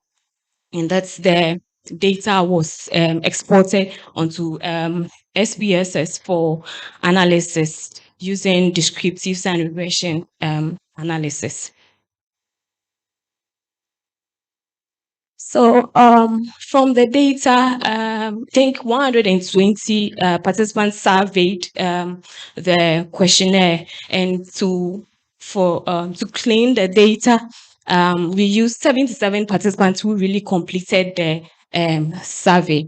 And that's a table that shows the distribution of the anxiety score among postnatal women who surveyed the questionnaire. So the anxiety level was assessed using the GAD-7, and you know the GAD-7 has 4 distinct point rating scale, 4 categories, and that is minimal anxiety, mild anxiety, moderate and severe anxiety. And that's from the table, you could tell that 11 of the participants, 11 out of the 77 participants constituting 14.3 experienced minimal anxiety. Then 27 out of the 77 constituting 35.1 experienced some form of severe anxiety. And the average anxiety score was 11.58. That falls under moderate anxiety. So in summary, the participants were moderately anxious. And with to determine the moderating effect, we have to assess the mindfulness level of these participants. And that's in assessing the mindfulness level of the participants, we use the 5-facet mindfulness questionnaire that assesses the tendency to be mindful, and it assesses mindfulness based on 5 facets. So being observant, that's being able to observe your thoughts, your inner experience, being descriptive, acting with awareness, non-judging, and non-reactivity. And from the table, you can see that the participants were, I think they scored more than the, above the midpoint score of 2.5. And again, they were more of acting with awareness and non-judging, meaning they were aware of what was happening at the time, COVID, and that's probably they don't have control over, and they were non-reactive. From the figure here, this figure shows the distribution of the mindfulness score of the postnatal women, and you could see that it has symmetrical curve, and there are no really outliers. The figure shows a little dispersion as a distribution, as data distribution is clustered around the mean score, which was 3.1. So in summary, we will say postnatal women were moderately to high and mindful, scoring above the midpoint score of 2.5. So our main objective, our main goal, that is assessing the moderating effects of mindfulness on anxiety, on the relationship between anxiety and COVID-19 adversities among postnatal women during the COVID-19 pandemic. We have our COVID-19 adverse effects as a independent variable, then the mindfulness as a moderator variable. And from the table, you could see that the interaction was 0.015, which was significant, indicating that mindfulness has a significant event on the relationship between anxiety and COVID-19 among postnatal women during the COVID-19 pandemic. So a further analysis was conducted to determine the nature of effects of the moderation analysis. And from the diagram, you could see that the CAE line has this steep line showing that there is a relationship between COVID-19 adverse effects and anxiety. So as CAEs increases, anxiety increases, and with the mindfulness line sloping down, indicating that being more mindful has an impact on the relationship between anxiety and COVID-19 adverse events. So in summary, from our study, we will say that CAEs has a direct relationship between anxiety and COVID-19 adverse events, and that mindfulness positively influenced the relationship between anxiety and CAEs. CAEs were associated with anxiety symptoms among postnatal women with low levels of mindfulness. So in conclusion, we would say mindfulness, the study shows that mindfulness had a significant effect on the relationship between anxiety and COVID-19, indicating that mindfulness could serve as a protective factor to buffer against increasing anxiety in postnatal women during the COVID-19 pandemic. Limitations to our study. So before the study, our target sample size was 100 and we didn't meet that. So the sample size was small and homogeneous. That is from the data. Realized that the participants were affluent and from one ethnic background, that is majority of them were from the Northern Ireland in the United Kingdom. Then secondly, we have homogeneous mindfulness score. From the mindfulness figure, you could see that the scores were clustered around the main score. And that's the measurement of CAE, you only consider the number of CAEs experienced by participants. That's just, the CAEs, which include I think bereavement of family, homeschooling, social isolation. We really didn't consider the severity of each CAEs, but considered the number of the CAEs experience. For example, someone who might have lost a relative during the pandemic or as a result of the COVID infections, the impact compared to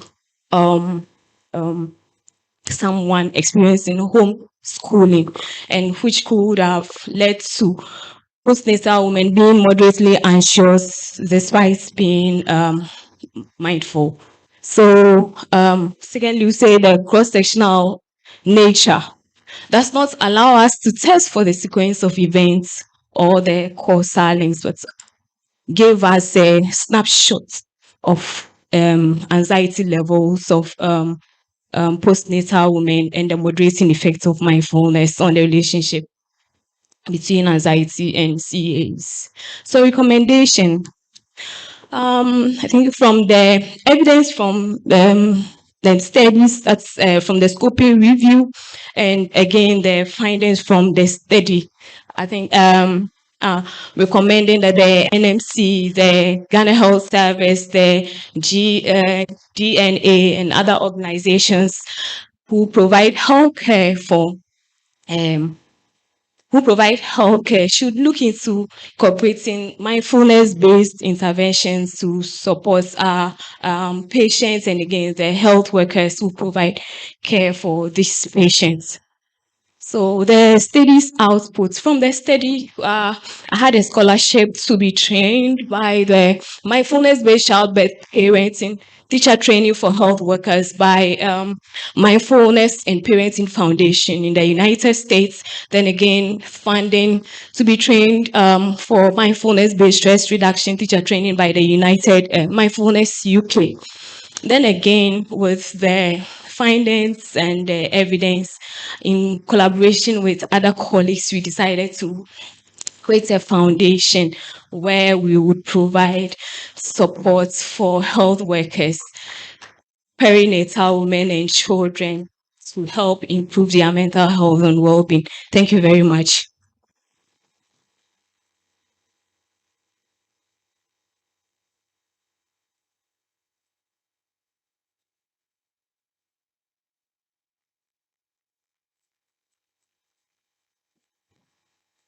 Good afternoon, my senior colleagues, my colleagues, and my junior colleagues.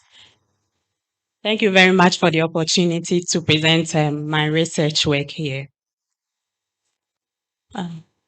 I was working at one of the reproductive health units in Greater Accra. A man came to do vasectomy. He had 8 kids, and the doctor said, go and bring your wife before I do the vasectomy for you. The man went, he came a week later, he did not come with the wife. And then the doctor said, I will not do vasectomy for you unless you bring your wife. And I was like, doctor, if the women come to do IUD, if they come to do Jadel, you don't ask for their partners. Why is it that the man is coming to do vasectomy and we want to see the wife before you do the vasectomy? So the man came the 3rd time and he was like, a woman goes through the stress of pregnancy, she goes through the stress of breastfeeding, and now you want her to go through the side effects of hormonal contraception. I'm here to do vasectomy. I don't need the consent of my wife. And I realized that the perception of women are very important in vasectomy. So I decided to take it from there. So the title of my research is The Perceptives of Female Partners on Vasectomy. The study was at Konfanochi Teaching Hospital. My name is Regina J. I'm a member of the Faculty of Well Woman Care at the Ghana College of Nurses and Midwives, and I'm a midwife at Konfanochi. So that is the outline of my presentation.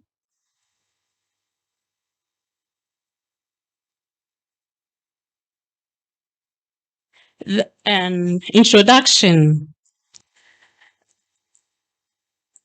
To achieve the Sustainable Development Goals, we know that we have a target 3.1, ensures that maternal mortality reduces to 70 per 100,000 births or less by 2030. And then target 3.7 also ensures that family planning services reach to everywhere. This means that reproductive health should be enjoyed by everyone. Everyone has the right to sexual life with or without procreation. And then, however, it is estimated that 257 women in developing countries may not use safe and effective family planning techniques due to a variety of reasons, which include side effects of the contraception or lack of support from their partners.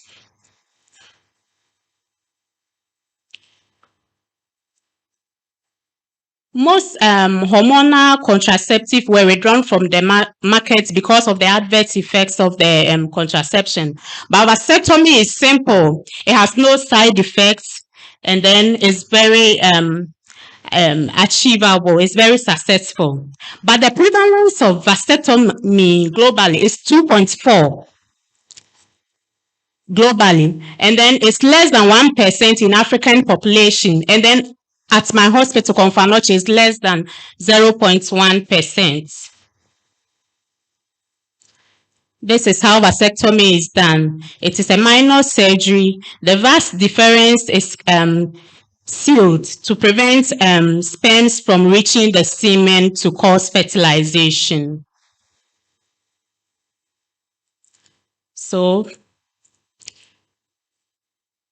this is telling us that vasectomy is hardly ever used worldwide, compared to 19% of women using contraception worldwide. Only 2.4% of males do vasectomy globally. That is according to Daniels et al. In America, it was found that before one does vasectomy, he discusses with the partner, and the partner's consent is needed before the person can go in for vasectomy.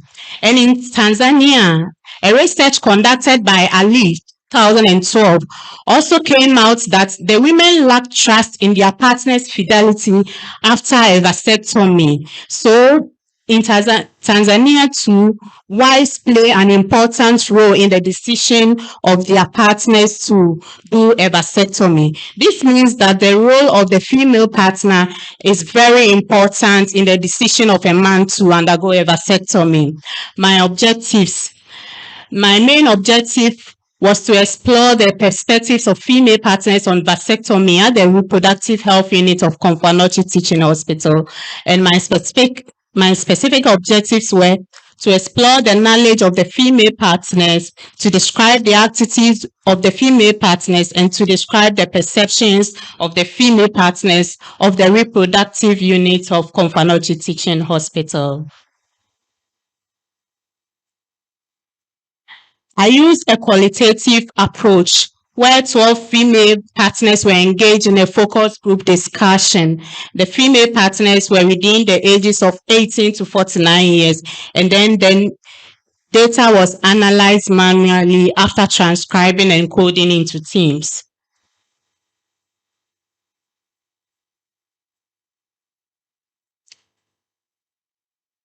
I used a theoretical framework by Agen 2005. That is the planned behavior theory.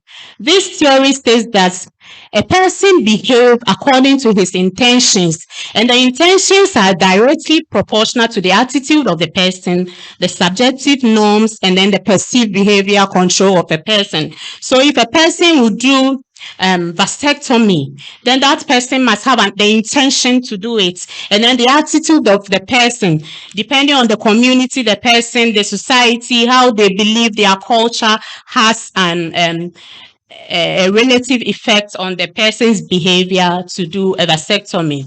My results in this survey, 53% of the participants had knowledge about vasectomy, while 16.7% did not have.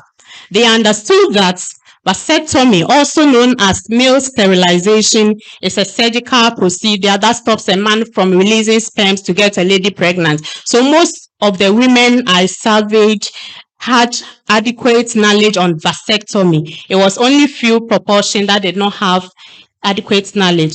And then 25% of the participants believe that a man will lose his sexual ability following a vasectomy and will not be able to get an erection.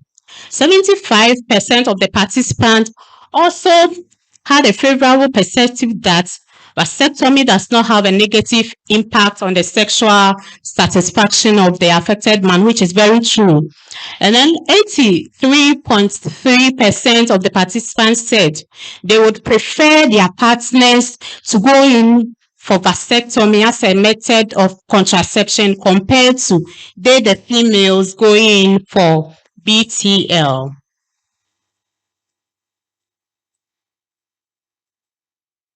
In conclusion, the study showed that most women prefer their partner's choice to do a vasectomy over their own choice to do BTL, despite the fact that awareness of vasectomy was found to be low. Most of the women I sampled wanted their partners to do vasectomy. Their religious beliefs, the desire for future pregnancy, and the knowledge about vasectomy were the key factors that were influencing this. There should be initiative to raise awareness of vasectomy among women in order to increase women's support for male vasectomy adoption.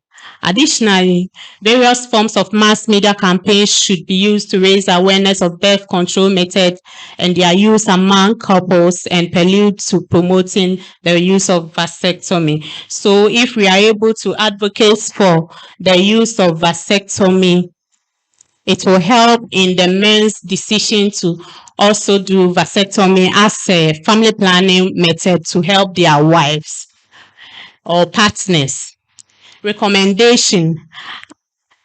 I recommend that the healthcare personnel should have total knowledge and understanding in vasectomy to advocate for vasectomy acceptance and to clear the myths and misconceptions. Most of the participants, the female participants, believe that after a vasectomy, a man would not be able to have an erection, which is not true. So, if health personnel are trained or have the knowledge, they will be able to impact it on the society for men, to encourage men to also go in for vasectomy as a method of family planning method.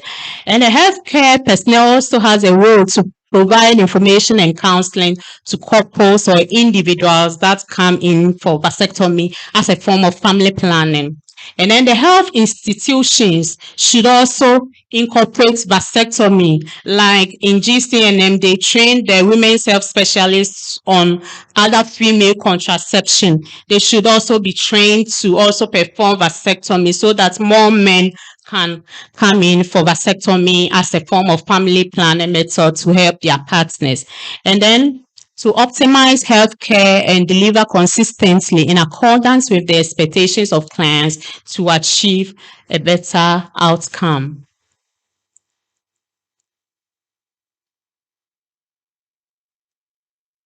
These are my references. Thank you very much. In that note, I will encourage all the men here to go in for vasectomy to help their women reduce the burden of contraception. Thank you.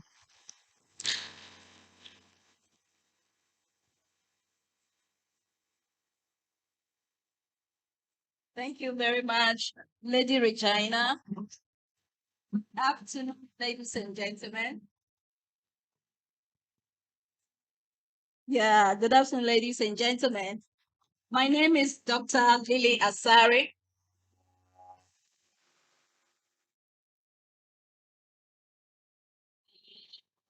Yes.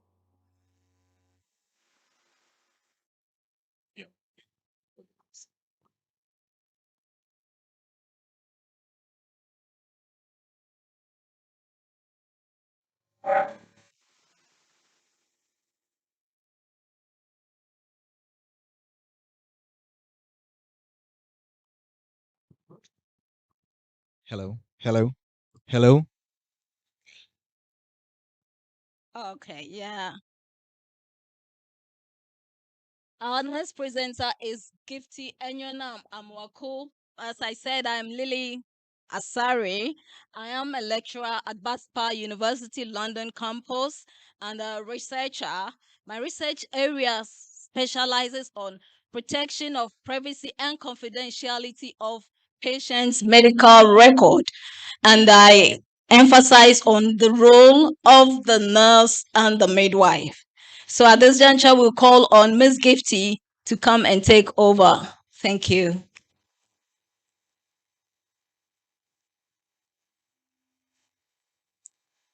Good afternoon, and thank you for this great opportunity to present here. I'm Gifty Enyona Mamwaku. I hold membership in pediatric nursing.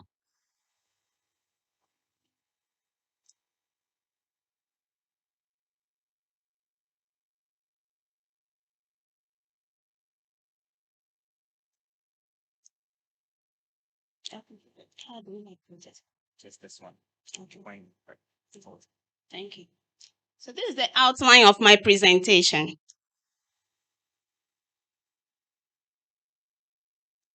So, as we all know, sickle cell disease is a common genetic red blood cell disorder with a global concern. Based on the complexity of the impact it has on the surface, World Health Organization endorsed that yes, this is a disease of global health concern and we need to attend to it as such. And then it is said that according to Kwatin Siao et al. In 2017, their study confirmed that sub-Saharan Africa, including Ghana, are most predominantly affected. Another study by Druhe et al. In 2017, which was conducted in Kumasi, also asserted to this fact. And then we all know that the improvement in technological advancement now and improvement in health has offered sufferers of sickle cell disease to survive into adulthood. Hence, the need to transition them.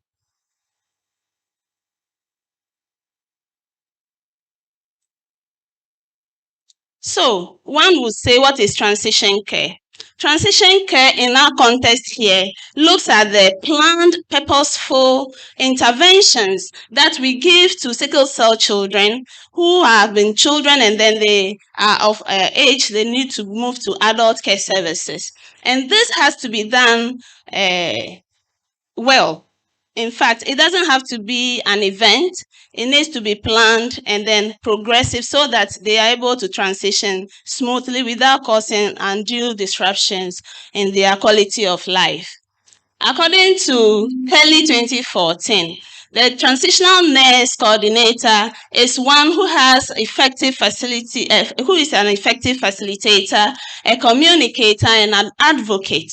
And for this concept to be well implemented, you need a vibrant person who really have the interest of these children at heart. And so several concepts have been proposed. We have global standards that recommend pillars of transition, but then due to the geographical variations and also resource constraints that various countries in the world are confronted with, it is not possible that we use those models outrightly. You need to bring them to your setting and then make them to fit your situation. According to Clayton et al. In 2021, his study said that only half of healthcare providers are aware of transitional care, which is a little worrying because we provide most of the care for these children, and transiting them into adulthood, they would have to take care of themselves going forward. And so healthcare professionals actually need to be versed in transition care so that these children have improved quality of life. So our problem, I work in the Eastern Regional Hospital, Koforidua, and this is a referral center, a secondary level referral center, which receives cases from the entire region. Consistently, it is recorded that over the years, as I have displayed on the left, over the years, we have increased percentages of OPD attendance with clients who are sickle cell patients. And these children range between the ages of 5 to 12 years. Unfortunately, we don't have enough staff to take care of all these ones. The staff are always running to save the lives of the seriously ill, and so little attention is drawn to transitional care in the unit. This is what our problem was. And so our research question: what is the knowledge of nurses on transition care in pediatric sickle cell patients into adult care? What are the nursing procedures in transiting pediatric sickle cell patients into adult care? And what are the challenges nurses are faced with when providing this care? So our objectives overall, we wanted to determine the knowledge and challenges faced by nurses in transiting pediatric sickle cell patients from pediatric to adult sickle cell care services. Specifically, we wanted to explore the knowledge of nurses in transiting these children. We wanted to determine the procedures that were implemented to have them move from pediatric side into adult medicine. We also were interested to identify what challenges they were faced with. So we used a qualitative study design with ethnographic approach, which sought to unearth the detailed challenges that these nurses were confronted with. And we used professional nurses in the pediatric unit. We included nurses who were available and willing to participate, who had given us consent, and were persons who had worked in the unit for at least a year.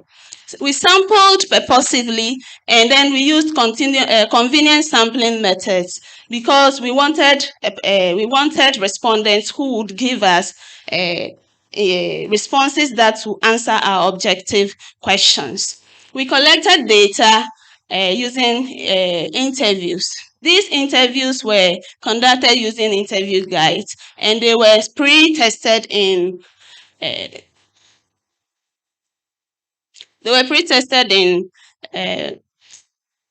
what's the name? Sorry.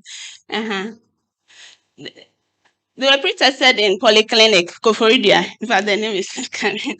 And so the pre-testing helped us to reorganize the interview guide so that we could get in-depth information from our participants. We used these interviews were audio recorded and transcribed, and then they were transcribed, and then we used thematic content analysis, which was we used thematic content analysis to analyze the data. So this transcribed information was read over and over again to identify emerging themes that answered our research objectives. And these were the objectives that emerged. So these are summaries of the themes and sub-themes that we had. We wanted to know the knowledge of our nurses, the procedure of transiting, and also the challenges they were faced with. And so our themes were to understand the concept of transition. We wanted to see the procedures and the challenges. We looked at the idea of the nurse in terms of the concept of transitional care, persons that were involved, importance of transitional care, and then we had their responses. We also looked at policy that guides the practice. And then exploring about the challenges they were confronted with, they mentioned lack of protocol that will guide them, lack of follow-up initiatives to track and monitor the process, difficulty tracking the process, and also amongst others.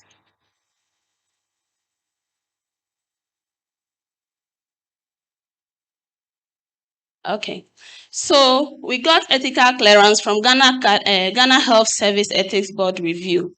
So our findings.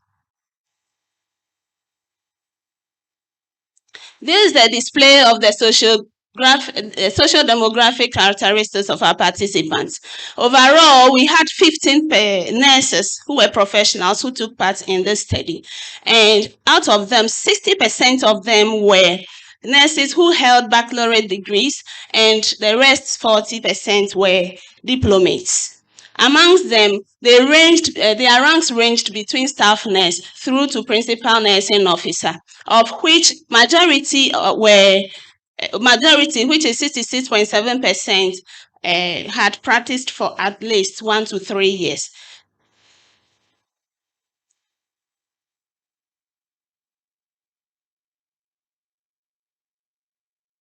So, on nurses' knowledge, majority of them mentioned that they did not have any idea about transition care. This is one of the respondents' comments. He said, and I quote, "I have never heard of transition care before, but based on my understanding of transition as an English word, I think it is about changing from one state to another." And then talking about the procedures that are implemented, a lot of them said that it is an abrupt event. They usually do not have any guideline that they follow. And so when the child is ready to be transitioned, once the child gets to the age of 12, they show the child off that is the OPD, adult OPD. You can walk there and you can be attended to. On challenges of nurses, there were a couple of them. And most of the responses bordered on the fact that there was no policy to guide them.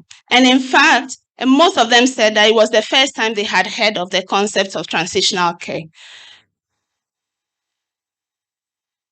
So, the outcomes of these findings actually buttress several researches that have already been conducted, such as Dure et al., which was done in Kumasi in the year 2018, which confirms that nurses, actually, Dure, they worked on the self-management skills of nurses, self-management skills that is provided to sickle cell patients in their transition. And then they came out to say that healthcare providers gave limited self-management skills to their clients in the transition stage. And this asserts to us findings which says that they did not have education on transitional care. On the procedure of transition, like I said earlier, they said it was an abrupt thing. It is not a gradual thing, it's not planned, and nobody really monitors how it is done. It is a one-time referral thing, which confirms a few researches done across the world that healthcare professionals in some parts of the world transition children with no protocols. On the challenges of nurses, we saw various forms of challenges that they are confronted with. The lack of training cannot be overemphasized. The lack of protocols cannot be overemphasized. They talked about increased workload that does not permit them to, some of them, even though they don't have the knowledge, they know that these children can't just be left like that. They needed support to be moved or transferred. However, based on the workload that they have, their hands are tied, they are unable to help them much. And also resource constraints. In the unit, you have few people, apart from human resource, you need a place, a skills room, where you could organize teachings, self-care management skills, so that these children can really take care of themselves, how they need to measure their medications, how they need to take care of themselves on sick days and others. You really need a private place and enough time to take them through all of this. Space constraints were one of them, and then resources to go on with it is also another.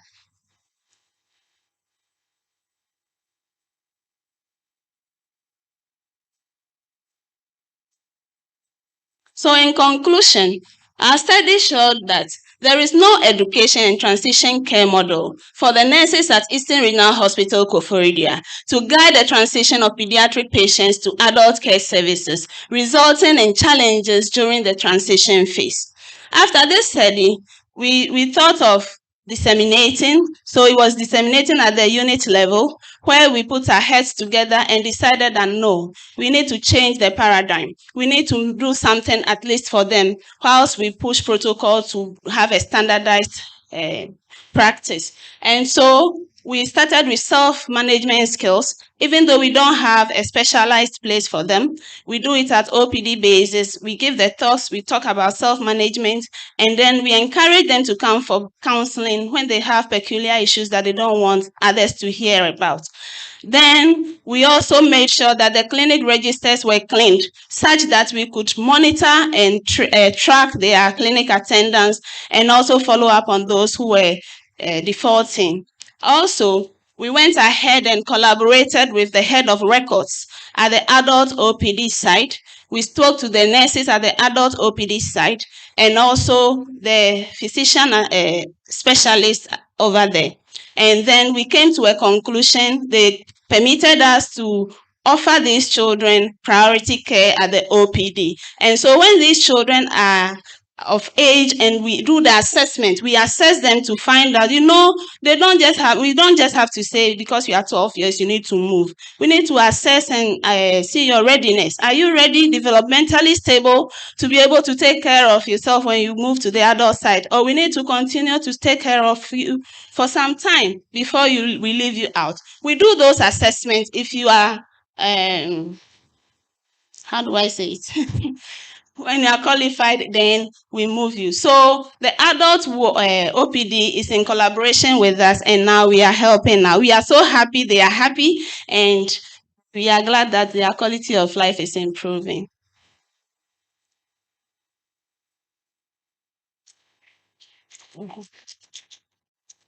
Thank you so much. My greatest thanks goes to Almighty God, Dr. Delali Waku. She's been tremendously helpful, and I appreciate her for this. Thank you all, nurses. God bless us all.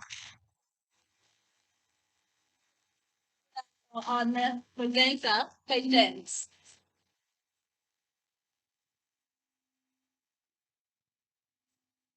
Good afternoon, everyone. My name is Patience Agbat, a public health nurse from Amfuega Catholic Hospital in the Northern District of the Volta region, an MPH holder from Enzyme Global College. This afternoon, I'll be presenting on a project titled Early Detection of Autism Spectrum Disorder among Preschoolers, the case of early child educators in Greater Accra region. This project was sponsored by the Association of Accredited Public Health Programs, USA. I would like to state that it is part of a bigger project on adopting health literacy lens to understand caregivers' knowledge on detection and intervention of autism spectrum disorder in the Greater Accra region of Ghana.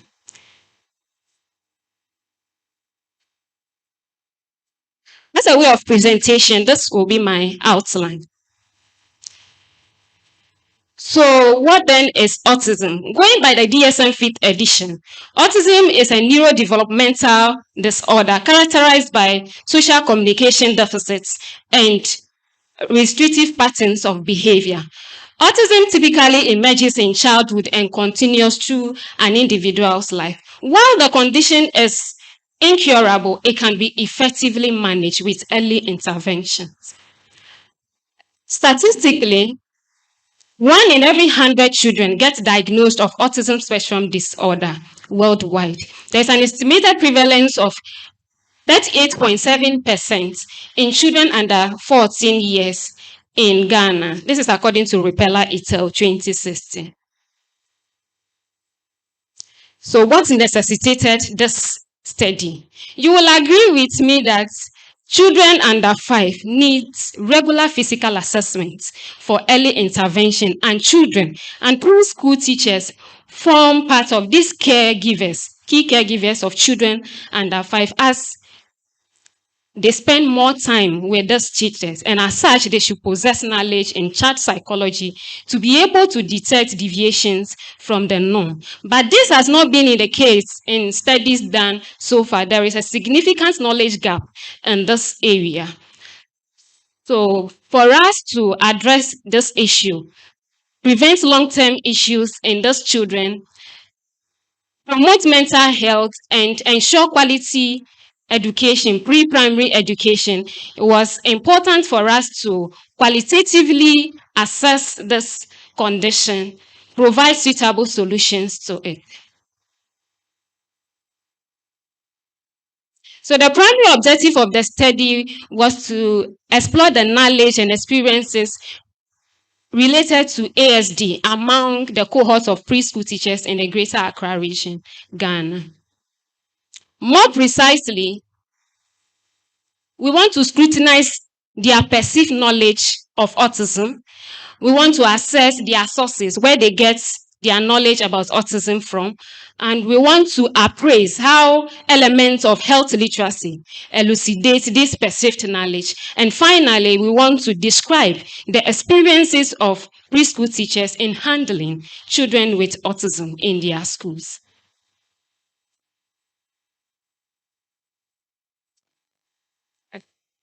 Okay, these are the questions begging for answers. So conceptual framework. This framework was taken from WHO Health Literacy Development. According to WHO, health literacy is an important component for one to have knowledge on a particular condition. And it went further to define health literacy as a personal knowledge and skills that are acquired through everyday interactions and activity. So by this study, we evaluate, the study sought to evaluate how elements of health literacy and knowledge acquisition affect detection of autism. So we are saying that for a preschool teacher to detect autism in a child, that teacher needs to have knowledge of ASD to be able to detect it. And this knowledge is influenced by three interconnected facets of health literacy.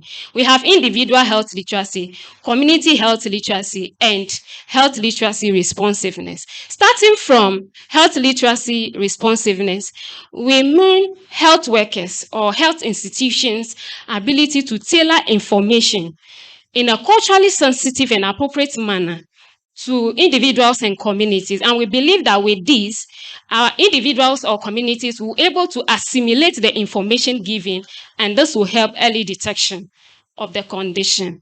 Community health literacy is assets within community or the ability within a community that relates to health. So a community with strong health literacy, like communities with libraries, community centers that individuals can go in there and access information on ASD, can boost their knowledge and detection. But communities with this cultural belief that associating with children with autism can lead to similar outcome in the future may deter individuals from even seeking the information and let alone detecting it. So methodologically, the study was a qualitative one. We used descriptive phenomenology as a design because we want to delve deep into understanding the lived experience of ASD from preschool teachers' perspective. Random and purposive sampling was used. Our population was preschool teachers in Greater Accra region. Sample size was 21, and we conducted in-depth interview using an interview guide, and the analysis was done thematically. So coming to the key part of it, the findings. So I will start with the demography of our participants. The participants in the study consisted entirely of females, preschool teachers, and they are predominantly Christians. The age was between 25 to 65 years, and with a teaching experience from 1 to 27 years. Majority of them are preschool proprietresses, and 98% of them are tertiary level educators, teaching from preschool to kindergarten too. So starting with the first research question or the objective, we sought to look at whether preschool teachers know what autism is, if they can detect the signs and symptoms, if they know of interventions that are available for these children, and institutions that provide this intervention. And our findings indicated that preschool teachers actually do not know much about autism, but finally they know the signs and symptoms, and communication problems were predominant in what they've mentioned so far. When it comes to interventions that are available, over half of them mention speech and writing therapy, just as the communication problem was prominent in the clinical manifestation.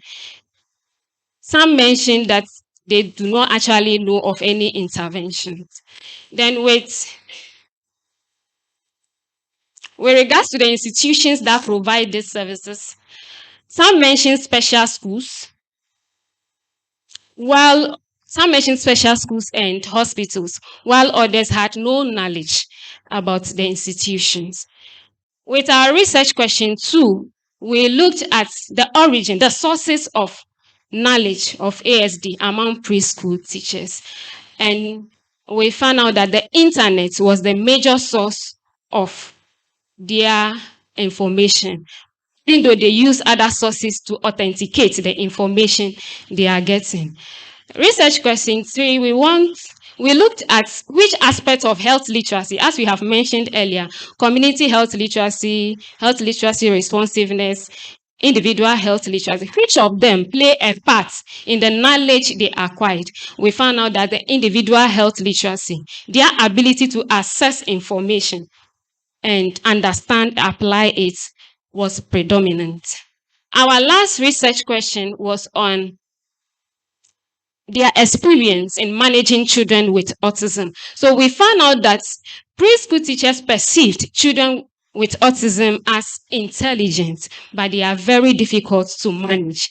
Some are also of the view that children exhibiting some symptoms of autism are not actually autistic, but it was because they were exposed to screen, the children's tablet for a long time, they don't get to understand our way of speaking because of the slang. So they tend to delay in certain milestones. Still on the research, the last research question.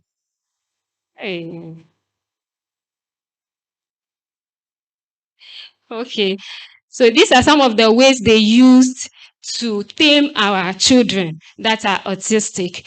So in terms of managing hyperactiveness, they mentioned that consumption of fizzy drinks and sugary diets actually leads the children to be hyperactive or aggressive at times. So some of them tend to ban these foods in their school. No parents are supposed to pack any lunch box with biscuits, with creams, or any Coke or Fanta, natural juice.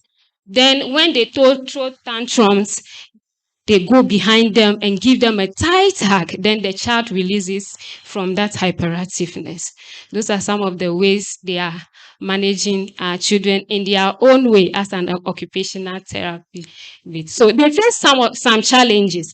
They mentioned that even though they can actually detect the signs of autism, there is delay in seeking intervention because of parental denial. Because most parents don't get to accept that their children actually have the condition. And they also have challenge with other parents' reaction. Parents of typical children tend to discriminate against the autistic one. They don't want their children to share classroom with the autistic children. So in conclusion, we are saying that preschool teachers can actually detect autism using the signs and symptoms, but they don't have any knowledge about what causes it or what it is.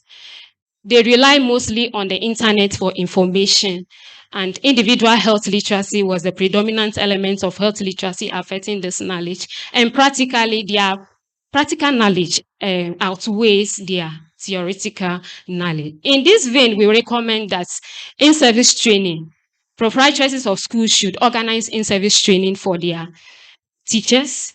Then GES, in collaboration with NGOs, should organize professional education programs for the teachers to make knowledge and information available.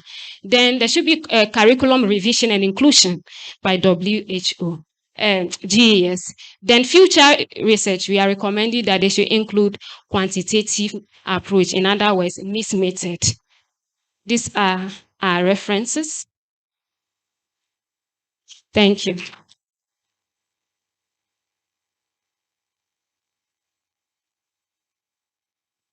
Okay, Xavier, let's have you.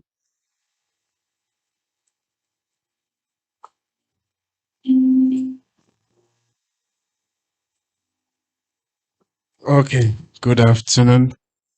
Permit me to use the existing protocol and thank GDA for this opportunity to present and showcase what we have been doing in silence, somewhere hidden.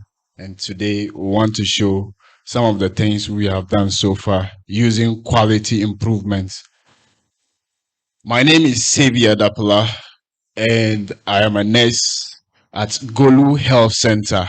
It's inside the Sisala West district of the Upper West region, very close to Burkina Faso.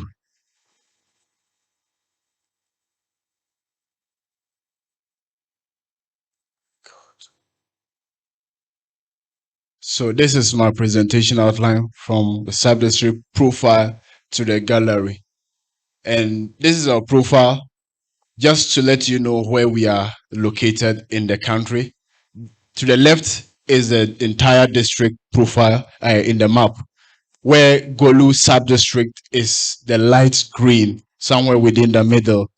and we share boundary to the north with Burkina Faso. If we go to the left, the west is a sub-district in the district called Fielmont. Then to the east is Jawia. South and west, respectively, is Sini and Jeffisi sub-district.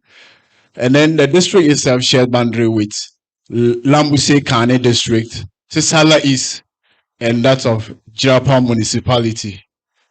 The sub-district have some democratic features where we have the projected population 2023 is 21,227, with a 0 to 11 population of 849.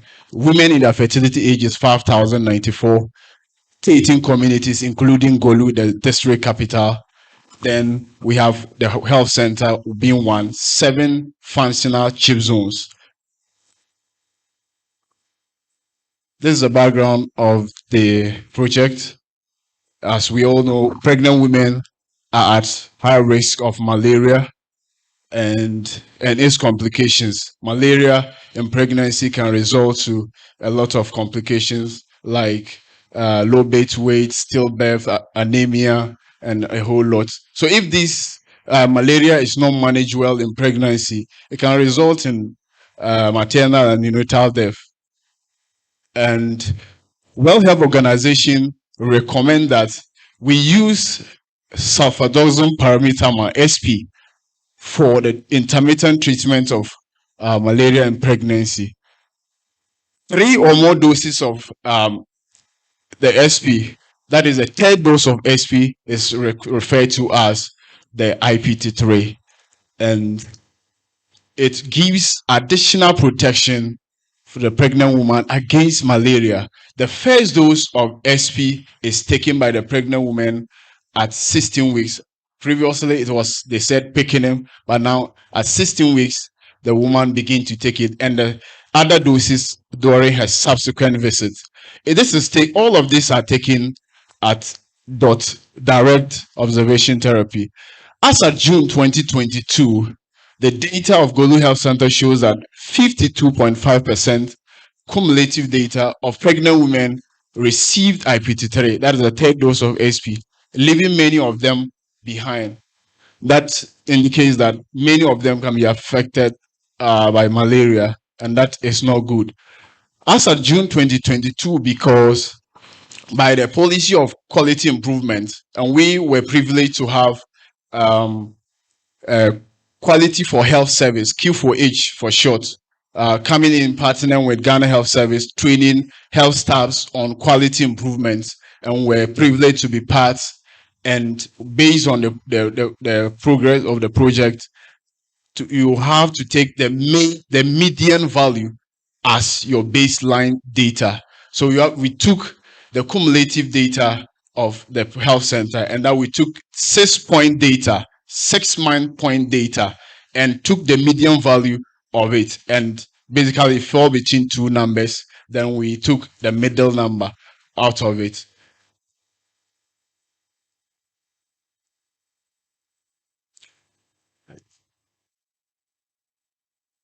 So we continue to analyze the situation, the problem. But before this, we had a lot of problems identified in the facility. One of them was anemia at 36 weeks, anemia at registration, but we prioritized them using some of the quality improvement tools. And one of them was the prioritization matrix. We prioritized the IPT3 coverage over all of them, because if we are able to work on IPT3, we in a way be solving anemia some way, somehow, and its complications. So when we come to analyze the situation to identify the root cause of IPT3, low IPT3 coverage, using the fishbone diagram. So we had some of the pregnant women with us. We had some few community members, the community health volunteers, and the health staff sit together, and we brainstorm among ourselves. What is the problem? So we came out with this to identify the root cause. So we went to the logistics. We say, because some of the months there are inadequate supply of the SP. So once there is no SP for the pregnant woman to take, definitely there will be low percentage. Then the data, how the data is captured in the registers, sometimes it's not the same data that is reported. There are mistakes, some are left behind. And again, the policy says that GCPD defect, whether partial or fully defect of the pregnant woman, cannot take SP.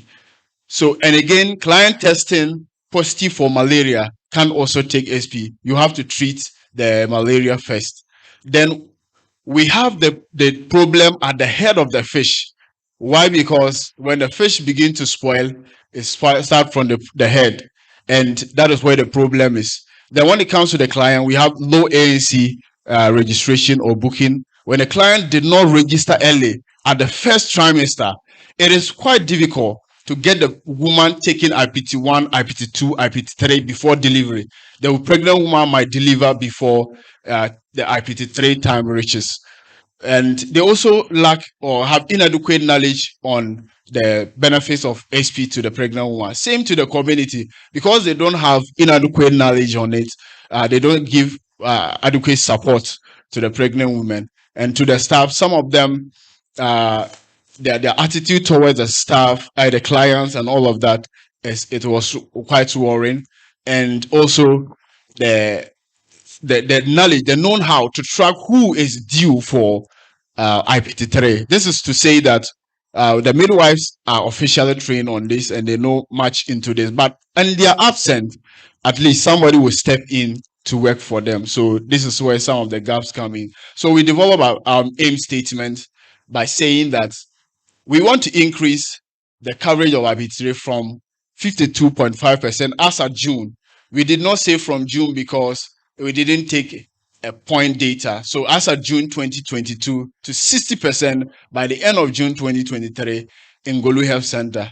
And we decide to work on it using the cumulative data. So in planning to work, we use one of the tools called the PDAC cycle in quality improvement. Plan, steady, plan, do, steady, and act. It's a cycle from the beginning. So you plan what you want to do and you do exactly what you have planned. So in planning, you plan your activities.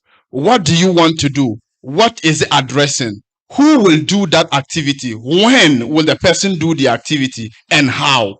What is the timeline? So we plan all of that and did exactly as we planned. Then in studying, we sit, review, and measure the activities, the process that we have put in, and what are the results is it yielding. Do we need to change them? Do we need to add more? Then we take actions on some of the things that we needed to do, with a problem statement right there on top of the cycle, low IP3 coverage in Golu Health Center.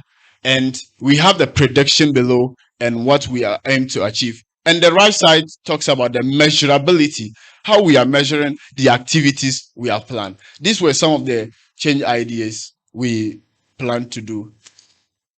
And this is how we further develop them in working on the activities. So in improving the client, the household knowledge on the importance of early ANC registration, we conducted home visits to the household to educate them, especially women in their fertility age, to understand the need to register early when they are pregnant.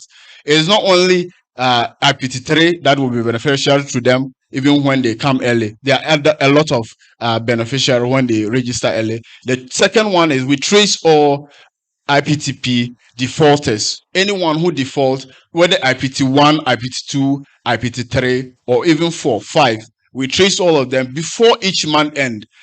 Some of the mistakes we used to do was to trace them in the resuming month, but now we decide to trace them in before that very end, that month end. Then what we did to do that was we recorded their phone numbers when they come for registration. If they don't have phone numbers, you pick their husbands and relative phone numbers, so you can reach out to them, inform them of their next visits. It's just that sometimes you can't find some of them when you call, but it is helpful.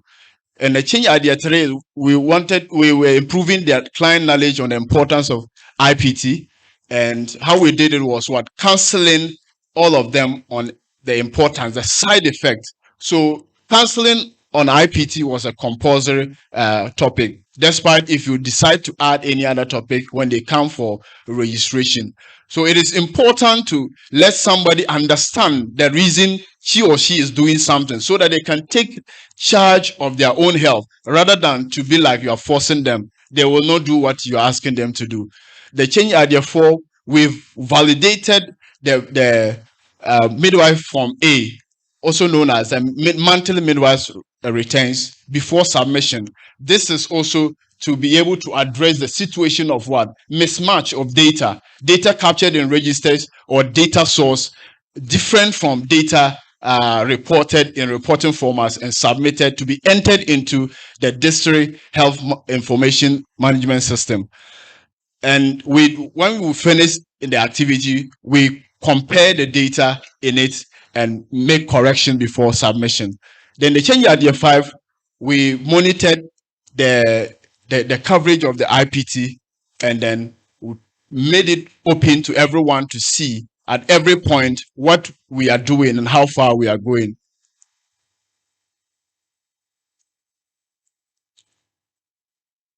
And this is the results of the activities. So in quality improvement, you change the process of what you have been doing and the activities that you have been doing that is giving you such a resource that is not improving. So you have to change some of them.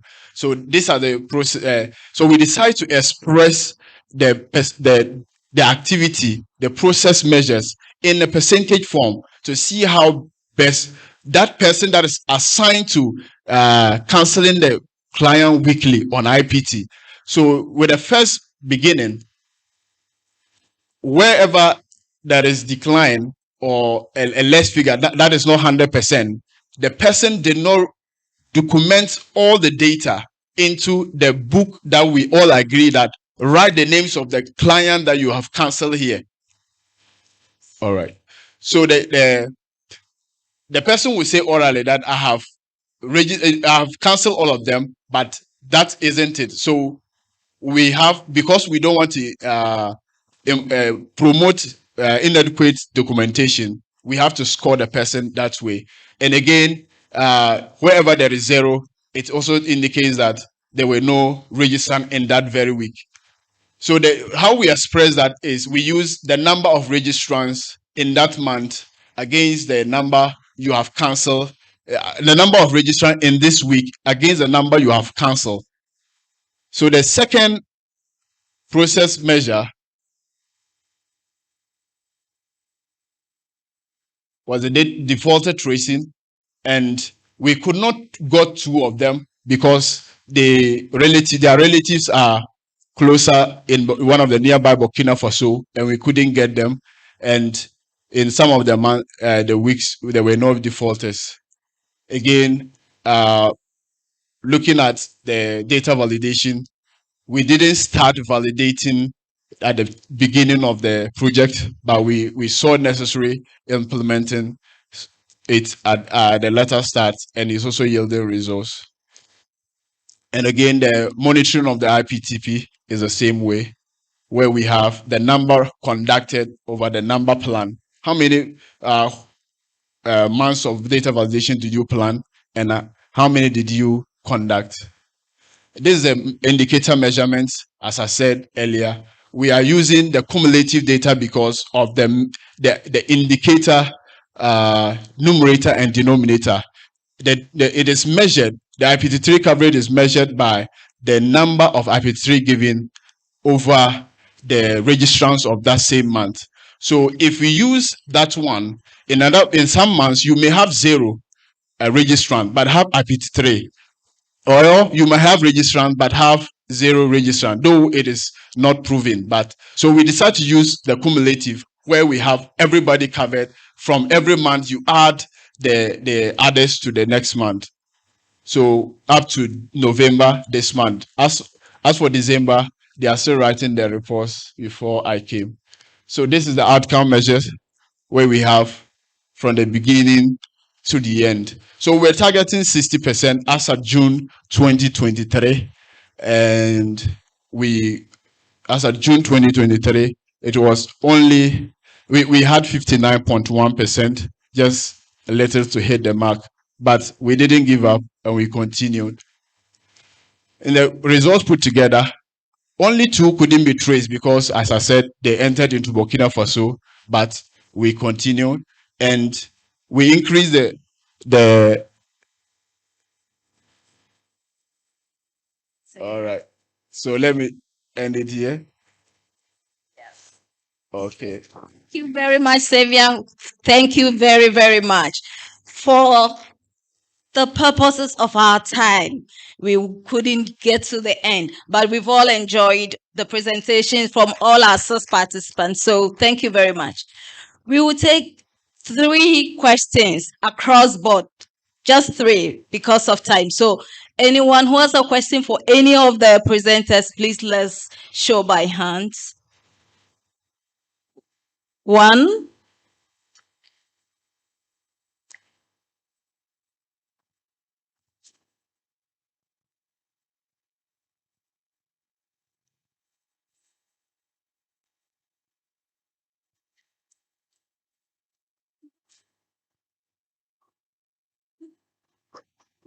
Thank you very much for the opportunity. Before I go to my question, I know time is fast spent, but Ghanaians, we usually say good things when people are dead, which is a very bad habit. We need to say it when they are alive. In fact, I'm really elated for being here. And I want to say that the publicity of this program must increase because some of us, we didn't even hear of it. We just called a friend to wish Happy New Year and the friend sent us the link, which is not the best. So publicity should be increased so that we have a lot of nurses coming for this program. Then, secondly, I was so happy when Easter Perpetual was called Yasentua. In my own small way,